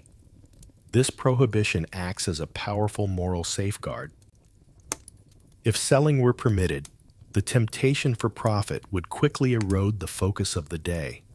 People would spend the Sabbath mentally calculating their worth, their debts, and their future transactions, thereby destroying the internal rest the law seeks to enforce. The spiritual exchange of prayer and fellowship must replace the financial exchange of the market. The time gained from the cessation of commerce must be invested not in earthly accounts, but in eternal ones. The feeling of not being able to buy that necessary item is not meant to be a punishment, but a discipline. It is a gentle reminder that for 25 hours, necessity does not rule. The needs of the body, the need for a spice, the need for a tool, are placed in submission to the needs of the soul. The small discomfort of the forgotten item serves as a constant, quiet anchor, preventing the mind from drifting back to the urgent, demanding world of trade and transaction. The money bag remains sealed, its power suspended, transforming the currency of the week into mere useless metal. The full cessation of commerce, ensured by the silence of the scales and the immobility of the coins, naturally links back to the earlier prohibition on carrying. The movement of goods is the lifeblood of commerce. Therefore, the laws must not only prohibit the exchange of goods, but also the transport of goods used for business. The spiritual stillness of the marketplace must be reinforced by the physical immobility of the means of production. This cessation of commerce flows directly into the specialized laws of physical movement for business purposes. The principles established by the prohibitions on carrying objects and conducting commerce converge powerfully in the realm of transport. We now look deeper into the application of hotza'ah, carrying, as it relates specifically to business and large-scale transportation. The most striking symbol of this rule is the merchant's cart, which must remain absolutely immobile. The strange rule dictates that a fully laden wagon, the instrument of the merchant's livelihood, cannot be moved even an inch from where it rested on Friday evening. Imagine a busy commercial road outside the town, now deserted and silent. A merchant, rushing to unload his goods before the Sabbath began, was caught short, and his heavy two-wheeled cart, filled with expensive imported pottery and fabric, rests half pulled into the courtyard, half blocking the alley. The movement of that cart, even to simply shift it fully into the private domain or pull it out of the public thoroughfare, is strictly forbidden. The reason is not the effort involved, but the direct connection of the action to the labor of transport and the continuation of commerce. The movement of the cart, even if done without the beast of burden, is a clear act of completing a commercial journey. This prohibition extends to any means of carrying, whether a man's back, a donkey's saddle, or a heavy cart. The crucial distinction is the domain. Carrying a burden of any commercial significance from a private space, like a warehouse, to a public space, like the road, is forbidden because it is the act of bringing goods to market. Conversely, carrying from the public space into the private space is also forbidden because it is the act of receiving goods from the market. The law creates a static, frozen reality for all inventory and transport.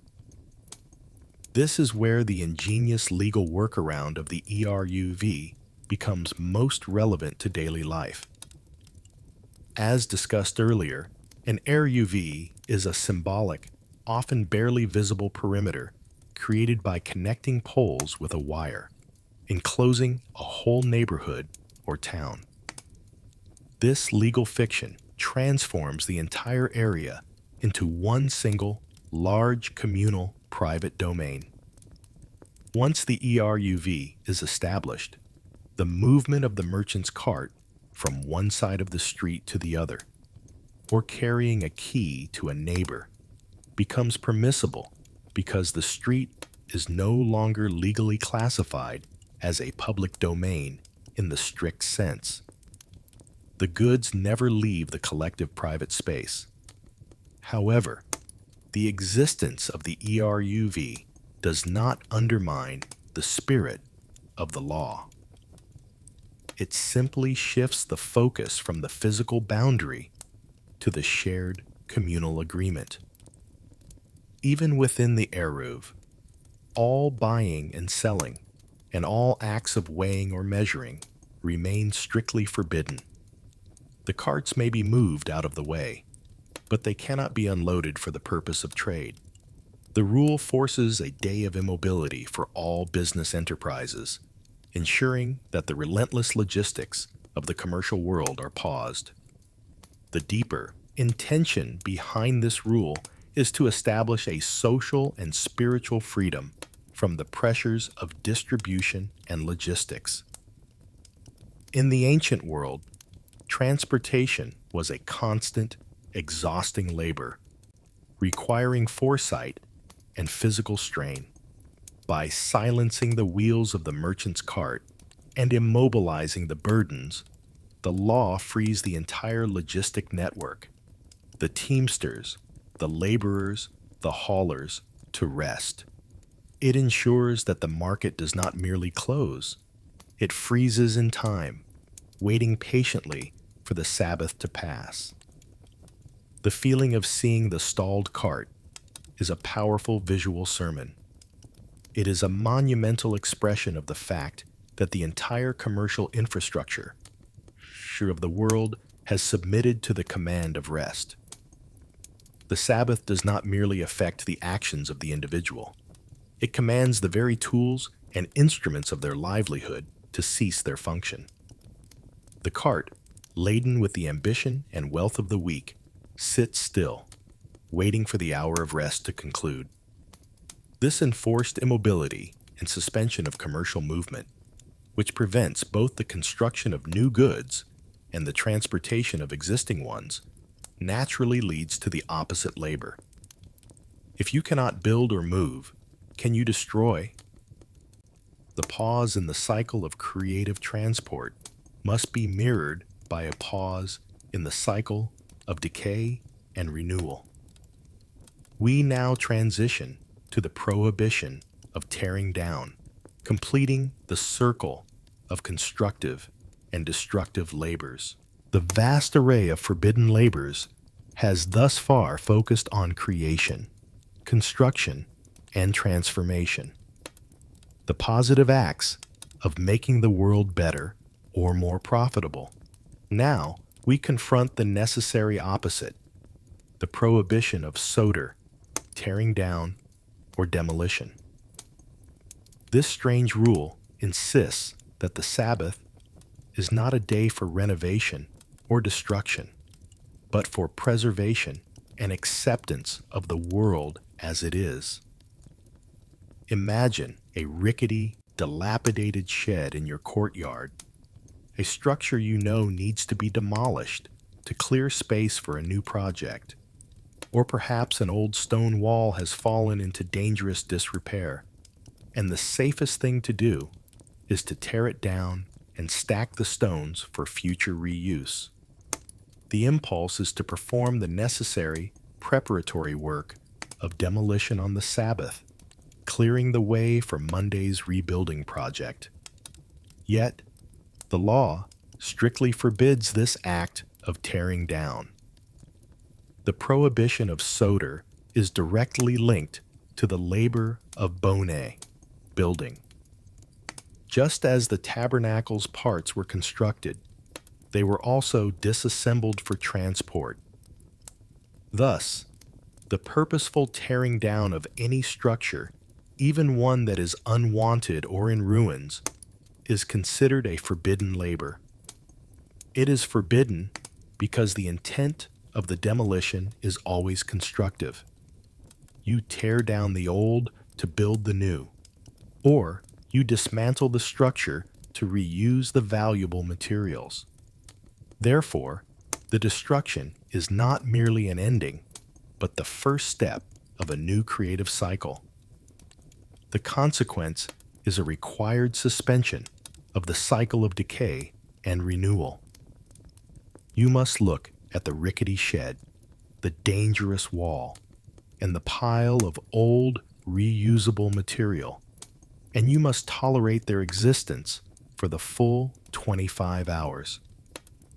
The law insists that the world must remain in a state of suspended animation, with both construction and purposeful destruction halting simultaneously. The hammer and the wrecking bar must both rest side by side. The rule is meticulously applied. You may not intentionally loosen stones from a wall, even if they are already shaky. You may not deliberately pull a nail out of a beam if your intent is to reuse the beam. Even tearing a piece of parchment precisely along a line of text, as discussed earlier, is a prohibited form of soter because it destroys the existing form to create a new usable piece. The distinction lies in the intent. Demolition for the sake of demolition is permissible if done accidentally or without a constructive purpose. But demolition, as the first step of rebuilding, is strictly forbidden. The deeper meaning of soter is profound. The Sabbath is a celebration of the completion of creation, a moment where God declared the world good and rested. By prohibiting tearing down, the law reinforces the idea that man must accept the world as it is, with its ruins and its imperfections. The relentless human impulse to renovate, to destroy the old to make way for the new, is suspended. It is a day dedicated to preservation and appreciation of the existing reality rather than the ambitious, constant effort to perfect it. This forced patience teaches a lesson in non-striving. You must accept the inconvenience of the old shed and the potential danger of the loose stones, knowing that to address them now is to violate the sacred time. The discomfort of the unfinished project becomes the anchor that roots you firmly in the present moment of rest. The cycle of decay and renewal, which defines the continuous work of the human world, is broken, and in that break, lies a unique kind of peace. The final cessation of both building and tearing down brings the full circle of the creation labor to a close. The law has successfully imposed stillness upon the body, the field, the kitchen, the loom, the legal document, the marketplace, and the very structures of the human world. The tools of destruction, like the tools of creation, lie silent. Now that the external, physical world is entirely at rest, the remaining prohibitions turn to the internal, subtle labors of manipulation and preparation, beginning with the final, specific ways in which one is forbidden to gather things for use. The Sabbath stillness has settled over the merchant's cart and the farmer's field, freezing the processes of creation and demolition. Now, we turn to the rules that govern life and death in the household. The prohibition against slaughtering, shoshe, and skinning, mephashe. These laws ensure that the constant, violent labor associated with providing fresh meat, the ultimate act of transforming life into sustenance, is entirely suspended for the holy day. Imagine the sudden, stressful moment of the shepherd's dilemma. He is attending to his flock in the secure enclosure near the town, and he notices a young lamb that has suddenly fallen terribly ill. The animal is suffering, and its condition is worsening rapidly. The shepherd knows, with the painful clarity of his trade, that the lamb will not survive the night. His instinct is to perform a merciful act of shechitah, the ritual slaughter, to end the animal's suffering and, crucially, to salvage the meat for the family and community before it spoils and becomes entirely unusable. The financial and emotional pressure to act is immense, yet the law is absolute. The act of shoshe, ritual slaughter, is a forbidden labor on the Sabbath. It is a transformative act that ends life and initiates the complex process of turning a live animal into consumable food.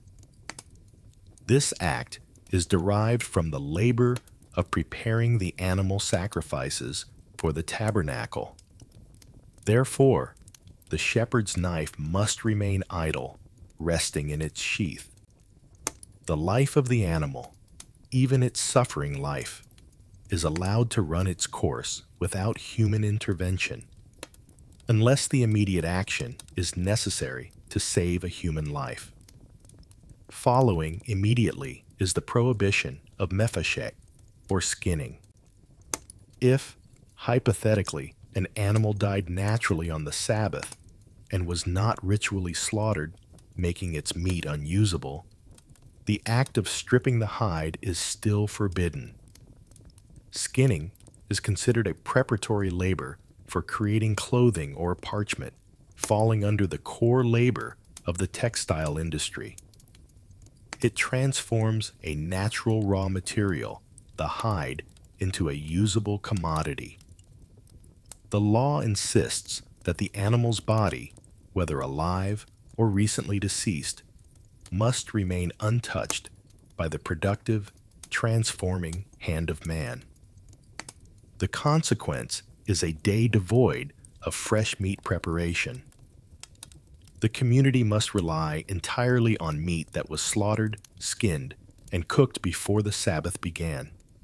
This enforces a collective reliance on foresight and the acceptance of older, pre-prepared food. It is a powerful reminder that the provision of food is not an easy, continuous process, but a profound and serious endeavor that demands respect and dedicated time. The deeper reason for this strictness lies in the sanctity of life and the violent nature of the labor. Slaughtering is a necessary, but inherently intense and violent act. By forbidding it, the Sabbath imposes a day of nonviolence and rest upon the whole relationship between man and the natural world.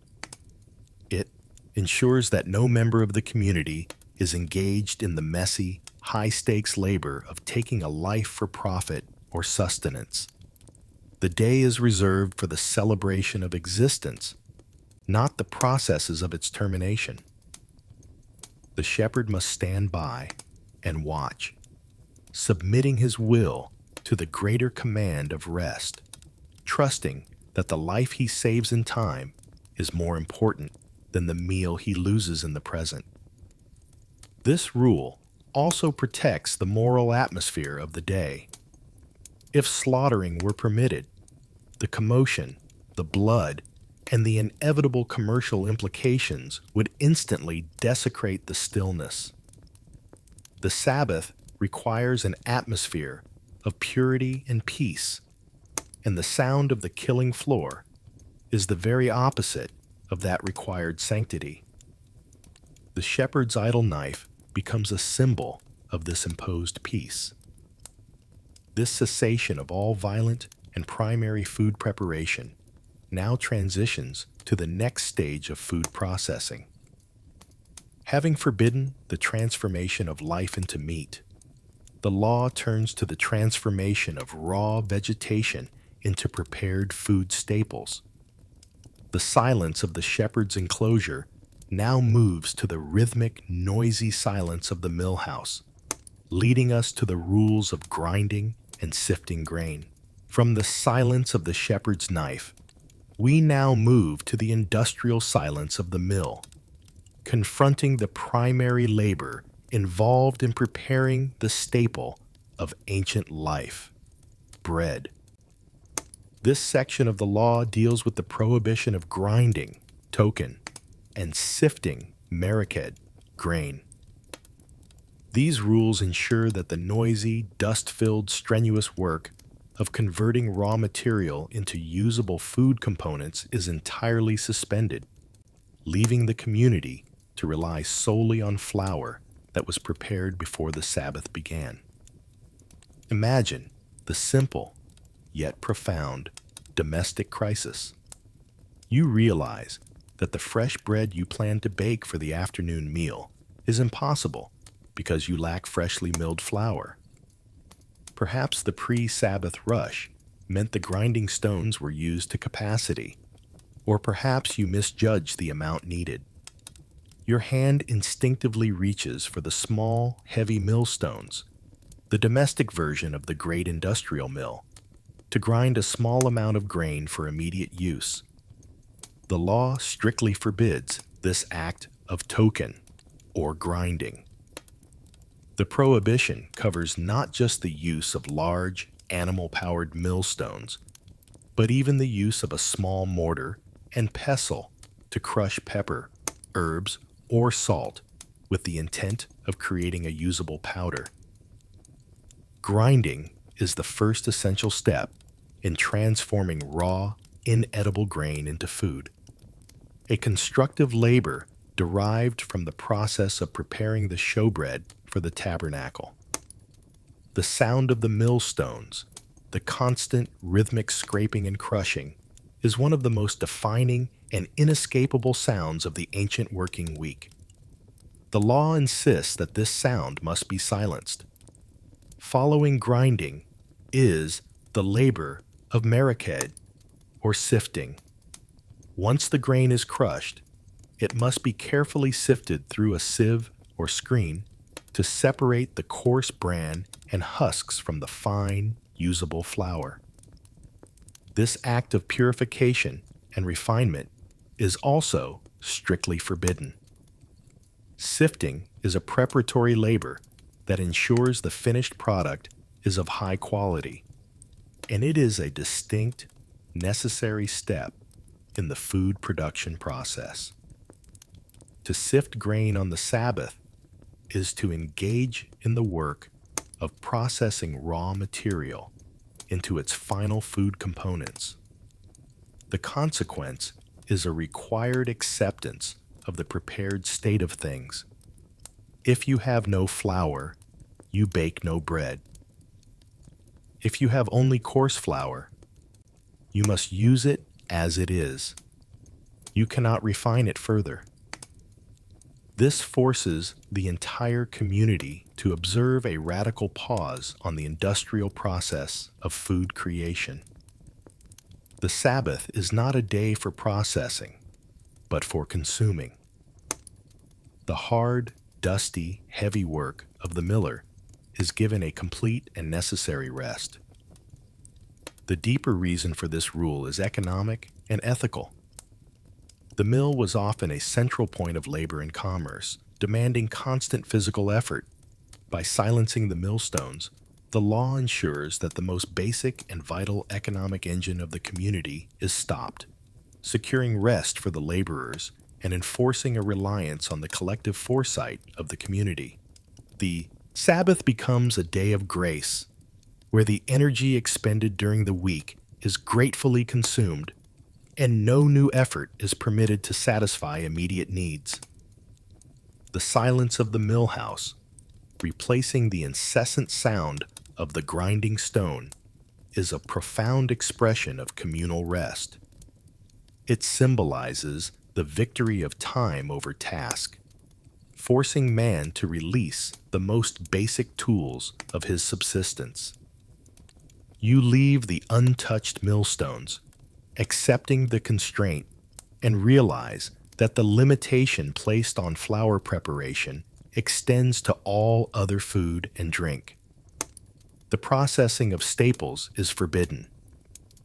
This cessation of grinding and sifting grain now leads naturally to the final stages of food preparation, the combining, shaping, and extracting of liquids that complete the dish.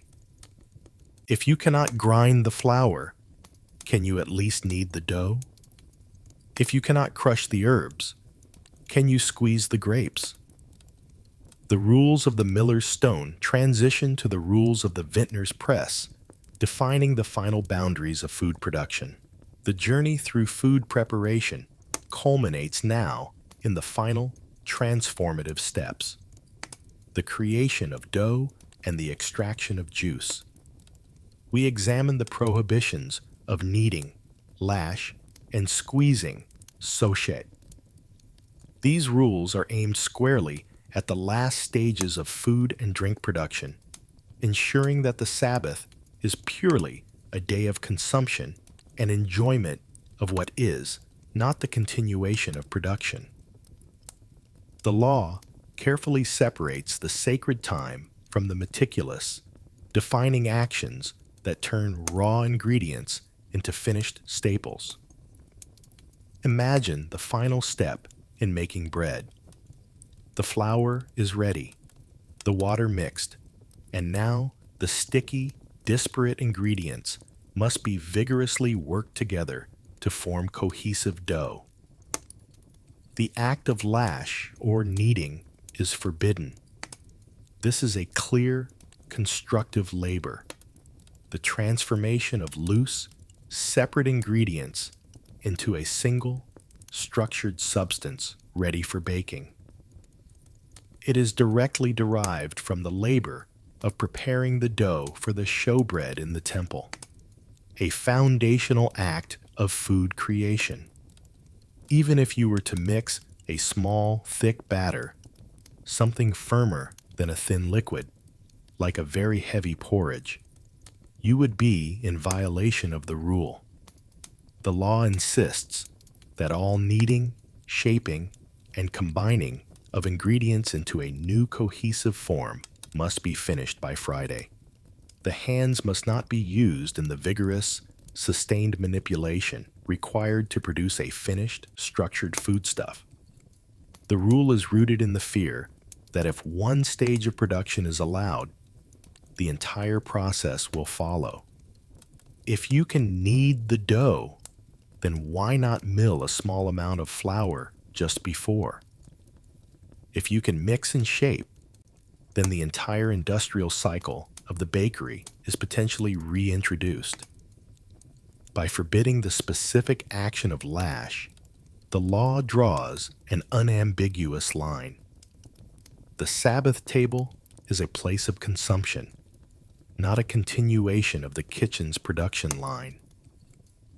The aroma of freshly baked bread is permitted, but the sound of the hands working the dough must be silenced. Similarly, the prohibition against sachet, or squeezing, stops the creation of liquids that are necessary for life and celebration. This rule prevents the pressing of grapes for wine, or the squeezing of olives for oil, and is derived from the labor of preparing the anointing oils for the tabernacle. It is a fundamental act of extraction, liberating a hidden liquid from a solid matrix. Even the simple act of pressing a few grapes or berries with your hand to extract juice for a drink is forbidden if the intent is to create the liquid as a new primary beverage. The law makes a careful and often subtle distinction here, which caused much debate among the ancient commentators. You may squeeze fruit that is generally used only for its juice, like a lemon, directly onto food for flavoring, as the liquid is secondary to the food and the act is one of seasoning. However, you may not squeeze a fruit typically eaten whole, like a grape, because the resulting juice would be a primary drink, and the action would be defined as production. This level of meticulous detail shows the law's commitment to separating the Sabbath entirely from the processes of manufacturing any staple, whether solid or liquid. The juice, the lifeblood of the fruit, must be available only as a finished, pre-extracted product. The consequence of these prohibitions is an absolute separation of the Sabbath from the production of sustenance. The day is purely about consumption. The table must be set with items that have been entirely prepared, mixed, shaped, and cooked beforehand. There is no possibility of running to the kitchen to quickly knead a fresh batch of dough or to press a handful of fresh fruit for a spontaneous drink. The discipline of the day compels the household to plan for both the necessities and the delights of their meals, treating the entire process of food creation as a 6-day labor. The deeper reason for these rules is to enforce a true rest from all creative processes related to human sustenance. In the agricultural world, the cycles of production were continuous. There was always pressing to be done, always dough to be shaped, always liquids to be extracted. By drawing a firm line just before the final product is formed, the law frees the mind from the endless, compelling necessity of work. It ensures that the communal meal on the Sabbath is not a continuation of Friday's labor, but a pure moment of enjoyment and spiritual exchange, unburdened by the requirements of manufacturing the meal itself. The community is reminded that the gifts of food and drink must be received with gratitude, not aggressively produced within the sacred time. The final cessation of kneading and squeezing brings the full 39 categories of forbidden labor to a close. The hands, the fields, the structures, and the raw materials have all been brought to rest. Now that the external, physical world is perfectly still, the remaining prohibitions turn to the internal, subtle labors of manipulation and preparation, addressing the final, subtle temptation, the anticipation of the week to come. The sanctity of the present day must be protected from the ambition of the future, leading us to the strange rule of Hashanah. The immense architecture of the 39 forbidden labors has been completed. The entire physical world has been brought to rest, from the smallest act of sowing to the largest act of plowing. Now, the law addresses the most insidious threat to the sanctity of the Sabbath. the human mind's inability to fully commit to the present moment. This is the concept of Hashanah, the strange rule that forbids one from actively preparing on the Sabbath for the end of the Sabbath. The law recognizes that while the hands may be idle, the mind, conditioned by 6 days of relentless striving and planning, is a tireless instrument of the working week. The greatest danger to the spiritual peace of the Sabbath comes not from a forgotten pot on the fire, but from the mental ambition that attempts to co-opt the holy day for the efficiency of the next. Imagine the Sabbath stretching toward its close. The third meal has been eaten, and the shadows are lengthening, signaling the impending return to the secular world. Your mind, refreshed and perhaps restless from the day of forced calm, begins to race ahead to Sunday. You think of the tools you will need for the morning's work, perhaps the heavy hammer and saw for a construction job, or the ledger and stylus for a trade negotiation. You mentally calculate the most efficient way to start the week.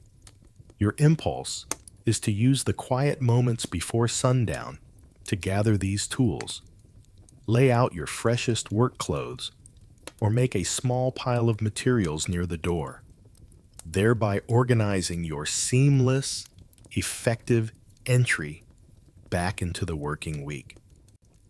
The law strictly forbids this anticipation. This desire to gather tools or lay out clothing for Sunday morning, or even to move a large object from a position where it is currently stored to a position that would be convenient for work after the Sabbath ends, is an act of Hashanah, preparation. This preparation is forbidden because it violates the complete and total devotion required for the present day of rest. The Sabbath is not a bridge between workdays. It is an island in time, a sanctuary entirely separate from the week's utilitarian flow. The prohibition is designed to protect the integrity of the holy time. If one were permitted to prepare for Sunday, the final hours of the Sabbath would inevitably become dedicated to the week's ambition. The mind would shift from spiritual contemplation to logistical calculation, trading the sanctity of the present for the efficiency of the future. The law seeks to prevent the Sabbath from being viewed merely as a transition day or a useful staging ground for renewed effort. Its value must be inherent, not instrumental. The consequence is that the transition back to the work week must be sudden and sharp, a deliberate break, not a gentle ramp-up. The tools must be gathered, the clothes must be selected, and the mind must be focused on business only after the final stars appear in the sky, marking the official close of the Sabbath. This ensures that the moment of transition is palpable and recognized, allowing the energy and demands of the work week to flood back only when the sanctity of rest has fully departed. This creates a psychological barrier, ensuring that the peace gained during the Sabbath is not instantly tainted by worry about the coming week. The prohibition also extends to moving or manipulating items that cannot be used on the Sabbath itself, even if you are not preparing for Sunday. For instance, moving an empty sack or a tool that has no purpose for the Sabbath meal or study is generally forbidden, because these objects have no function in the sacred time, and moving them suggests a use outside of the sacred time, implicitly relating to the work week. The object must remain where it is, untouched, until it has a holy use, or until the Sabbath concludes. This surrender of efficiency is the final, subtle act of submission required by the Sabbath. You look around the room acknowledging the mess and the disorder that awaits you on Sunday. The tools remain scattered where they were dropped on Friday. The garments are still folded away. You suppress the mental urge to plan or tidy, choosing instead to focus on the soft light and the silence.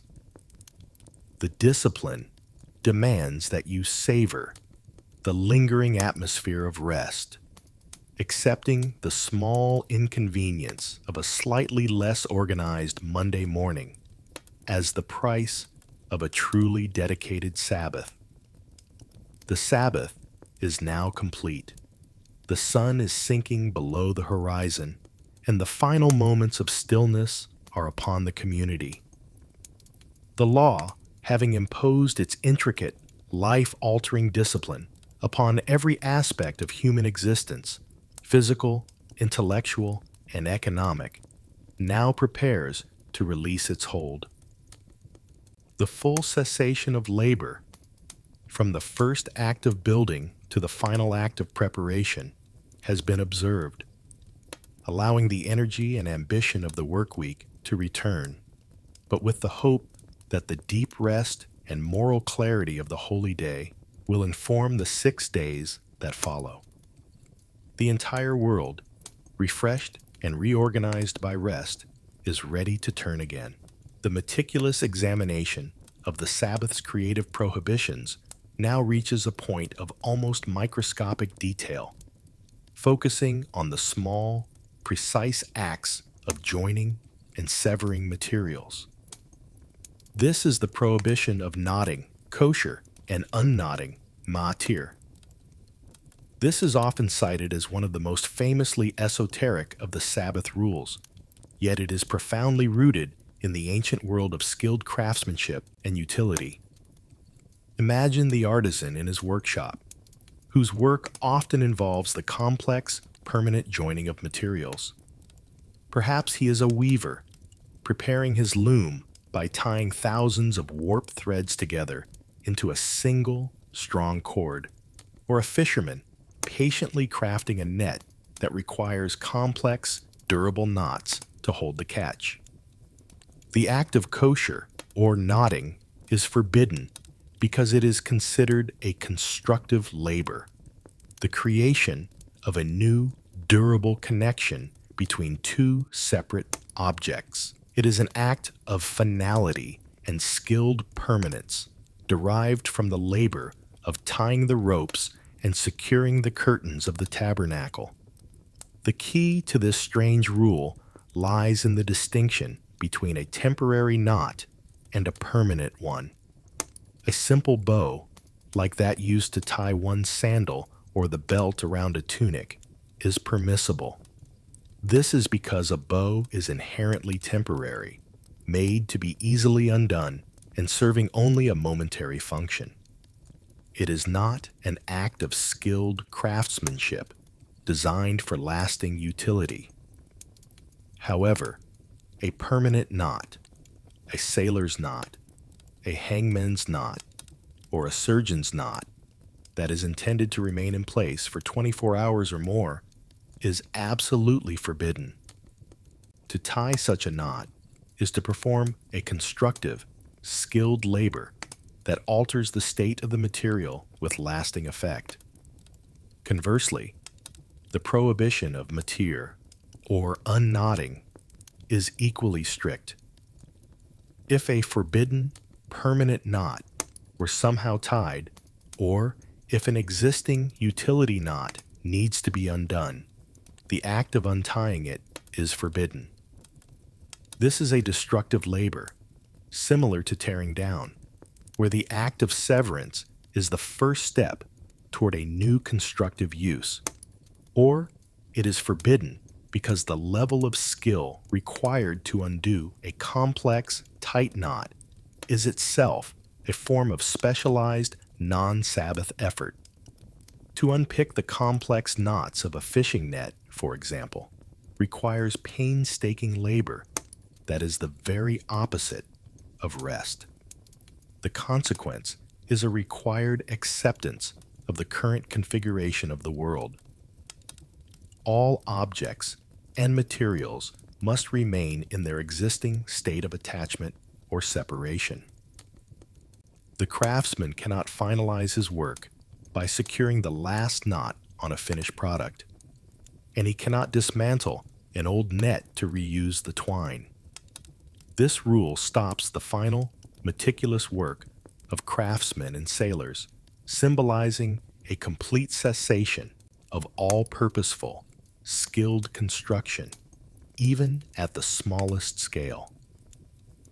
The deeper reason for this rule is philosophical, focusing on the finality of creative labor.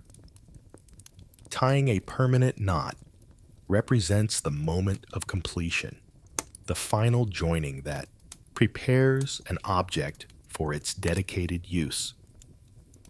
By forbidding it, the law ensures that no finished product is created on the holy day through skilled, intentional effort. It ensures that the peace of the Sabbath is not disturbed by the concentration and fine motor skills required for professional finishing. The artisan's hands, known for their precision and dexterity, must finally rest, setting aside the needle and the specialized cord.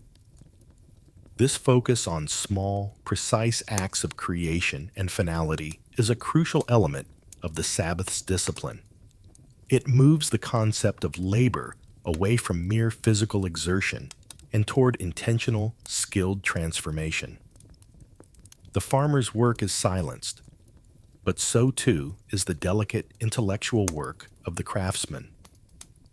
The untied knot, therefore, becomes a quiet symbol of the suspension of all intentional, professional mastery over the materials of the world. This final restriction on the joining of materials leads inevitably to the ultimate prohibition of the entire creative cycle, the one, single, final tap that declares a creation complete. Having forbidden the joining of materials through knots, the law must now forbid the symbolic action that finalizes any object, bringing the entire cycle of constructive labor to a ceremonious halt. Having meticulously traversed the path of creation from the sowing of seed to the tying of the final knot, the Sabbath law now culminates in the prohibition of striking with a hammer, Makkah Bapadish. This strange rule is not about the physical effort of hitting something, but about the philosophical act of completion. It represents the final, skilled action that perfects any item, the symbolic dedication of an object to its intended function, bringing the entire cycle of creative labor to its ceremonious close. Imagine the atmosphere in a carpenter's workshop on Friday evening. The air is thick with the scent of sawdust and the palpable tension of hurried effort. The carpenter has been working feverishly, pushing against the encroaching shadow of sundown, striving to finish a beautiful new table for a client. The legs are joined, the surfaces are sanded smooth, and the entire structure is stable and sound. All that remains is one tiny, absolutely necessary action: driving a final ornamental pin into the joinery to secure the apron, or perhaps giving the entire structure one last authoritative tap with a small mallet to ensure all the joints are fully seated and the table is perfectly level and stable. This single tap, this one last strike, is the action that declares to the craftsman and the world, it is finished. That single, final act is precisely what Makkah Bapatish prohibits. Striking with a hammer symbolizes the perfection or finalization of any craft or product. It is the defining moment when a raw material or a rough assemblage is transformed into a functional object ready for use, removing the object entirely from the category of work in progress. By forbidding this final blow, the the law ensures that no finished product, no new instance of human creativity achieving perfection, is created on the holy day. Everything in the world must remain in a state of almost done, existing perpetually in the liminal space between creation and utility. The prohibition extends far beyond the literal hammer. It applies to the symbolic final act in any profession. For the surgeon, it might be the final deliberate stitch that closes a non-life-threatening wound, the closure of which places the body in a state of healing completion. For the scribe, it is the last ornate stroke of the pen that completes the final letter of a lengthy sacred document, thereby giving it its final sanctity and purpose. For the potter, it is the first heating of the finished clay vessel in the kiln, turning fragile earth into durable storage. Every action that removes the object from its rough, unfinished state and places it into its state of complete, perfected utility is forbidden. The common thread is the dedication of the object to its final, intended function. The deeper reason behind Makkah Bipatish is fundamentally theological, concerning man's relationship to the divine act of creation. The Sabbath is a day of cessation, not the continuation or completion of man's creative work. God completed his work on the sixth day, and then he rested on the seventh. The law commands humanity to mirror this process. Humanity is permitted 6 days to engage in the creative work of completing and perfecting the world. But on the seventh day, man must cease, submitting his incomplete, imperfect world to God's complete, restful time. If man were permitted to complete even a single object, he would be symbolically usurping the principle of divine cessation, acting as a finalizer of creation on the very day of rest. The consequence is a day characterized by beautiful, highly functional, yet legally unfinished objects. The table is entirely usable. It supports the Sabbath meal, but it lacks that final, official declaration of completion. The workshop is silent, filled with magnificent items that are tantalizingly close to being perfect. This proximity to perfection, yet the enforced inability to achieve it, is the final, essential spiritual discipline of the 39 labors.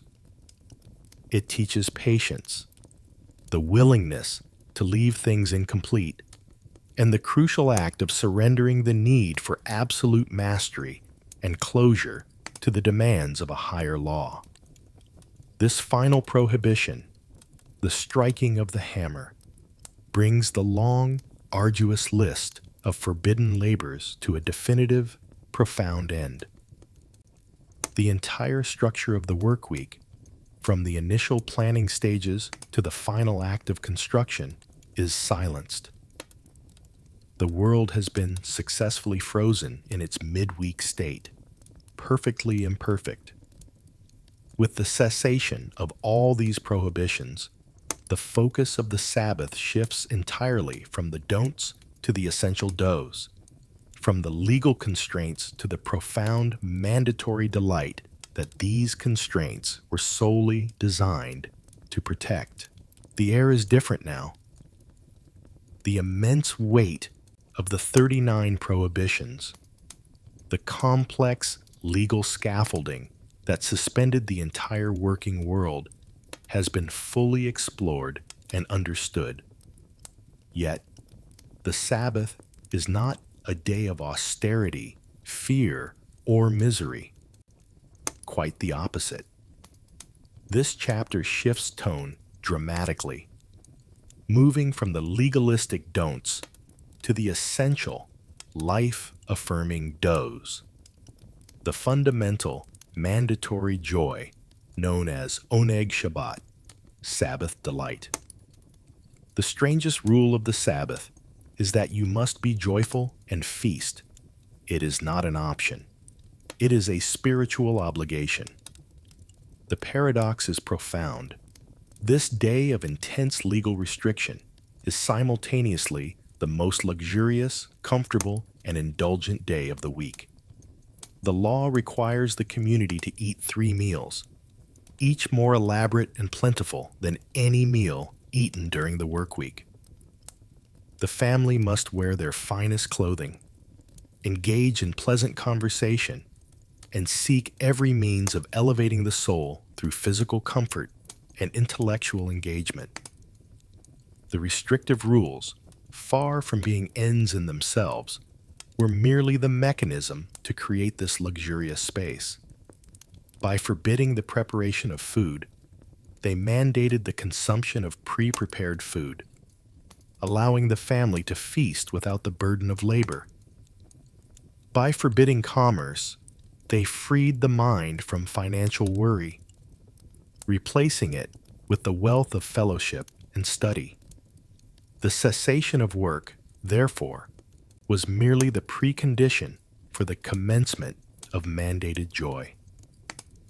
The nature of Oneg Shabbat is deliberate and sensory.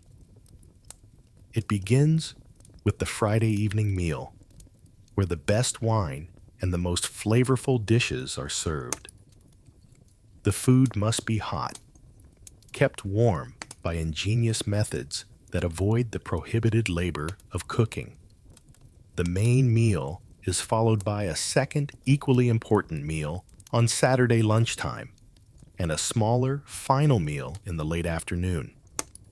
This mandated feasting ensures that no one spends the day feeling deprived or hungry, reinforcing the day as a symbol of divine bounty and provision. The rule of Oneg Shabbat is rooted in the biblical command to call the Sabbath a delight. This delight is expressed through specific, permissive acts. Wearing fine clothes, often reserved only for festivals, is mandatory. These garments, which had to be prepared and cleaned on Friday, elevate the external experience of the day, reflecting its internal sanctity. Engaging in study, whether of the Torah, the prophets, or the commentary of the scribes, is highly encouraged. This intellectual engagement replaces the mental labor of accounting and planning with the spiritual labor of reflection and learning. Furthermore, the law actively encourages marital intimacy on the Sabbath, viewing it as the culmination of the week's unity and blessing, provided it is performed with dignity and joy. This is a powerful statement, sanctifying even the most personal and physical aspects of human life, and ensuring the Sabbath is a day of holistic fulfillment, not repression. This mandatory collective luxury provides the ultimate good reason for the entire legal structure. The restrictive rules created a day of enforced collective peace and luxury, accessible to every member of society. The slave, the hired worker, the artisan, and the merchant. The peasant who toiled relentlessly for 6 days was guaranteed 3 opulent, restful, and honored meals on the 7th. The entire social fabric, usually strained by hierarchy and economic pressure, was relaxed and unified in this shared, opulent cessation. The Sabbath delight is, in essence, an act of faith. It teaches the community to trust that the 6 days of work are sufficient, and that the world will not fall apart if the hands are still for 25 hours. The joy is a defiant assertion that human life is not defined solely by production, but by rest and communion. The rules created the time, and the oneg fills that time with meaning and spiritual substance. As the sun begins its final low descent, bathing the well-fed, finely dressed community in golden light, the day of rest approaches its conclusion. The mandated feasting and fellowship must now yield to a gentle, gradual transition back to the work week, a transition marked by a final ceremony of separation, carefully timed to the appearance of the first distant lights in the sky. The long, luxurious pause of the Sabbath is finally drawing to its close. The silence that fell over the millstones, the loom, and the marketplace now begins to feel expectant, no longer a stillness of rest, but a stillness of anticipation. The strange rule that governs this final transition is precise and mystical. The Sabbath does not officially end until 3 small, identifiable stars are visible in the twilight sky. This astronomical boundary emphasizes that the transition back to the intense, profane world of the week must be deliberate, measured, and ceremonious, not merely the fading of the light or the striking of a clock. The focus shifts to the moment of Havdalah, separation, the beautiful, sensory ceremony that marks the end of the sacred time. The term itself means separation, and the ceremony is designed to physically and spiritually separate the holy day from the upcoming week of work. The family gathers around the table once more, not to eat a final meal, but to witness the conclusion of the 25-hour sanctuary. This final gathering is poignant, acknowledging the sacred time that is departing. The ceremony involves 4 symbolic elements, each engaging a different sense to underscore the distinct separation between the holy and the mundane. First, a cup of wine is raised, often overflowing slightly over the rim, to symbolize the hope that the coming week will be blessed and will overflow with abundance and provision.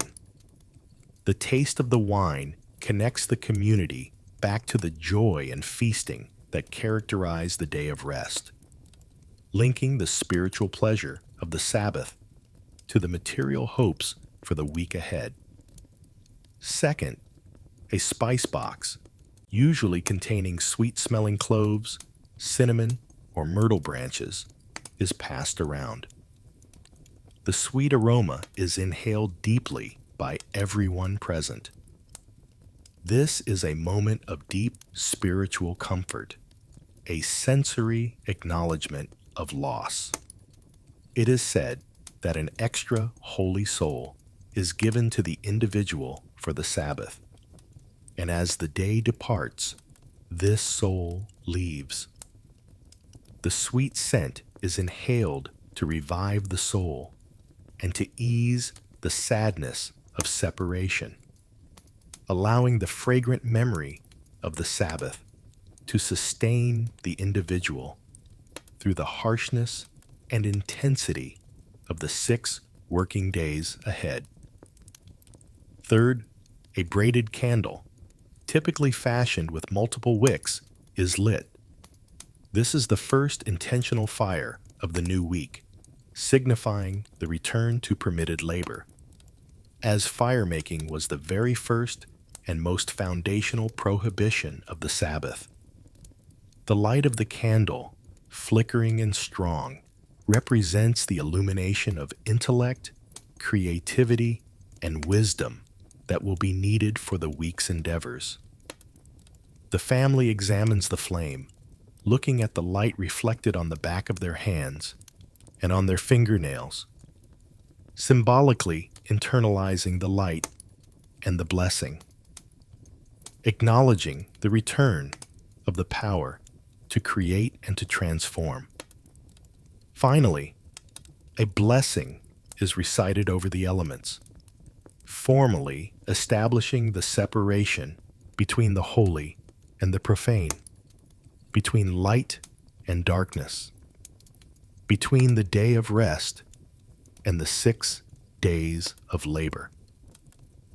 This ceremony is not just an ending, it is a ritual of safe passage, granting permission to re-engage with the world of work. The ceremony is a profound communal thank you for the gift of stillness and a request for the strength to face the coming toil. As the ceremony concludes, the character feels the sudden, sharp return of ambition. The mind is now permitted to think of ledgers, construction, and travel. The character might eagerly wait to perform the first permitted act of the week. This first action is often symbolic, rekindling a cooking fire that had been carefully banked since Friday, or perhaps for the scribe, the first scratch of the quill on a piece of parchment that was impossible to complete during the day of rest. This first action is significant, marking the return to productive, transformative labor. The weight of the world, suspended for 25 hours, now floods back in, but it is a world newly informed by rest. The chapter concludes by summarizing the immense weight and blessing of the 25 hours. The law, with its intricate web of restrictive rules, from the prohibition of a single hammer blow to the untying of a knot, gave an iron structure to the rest. The prohibitions were not meant to confine, but to define, creating a truly unique and intentional day.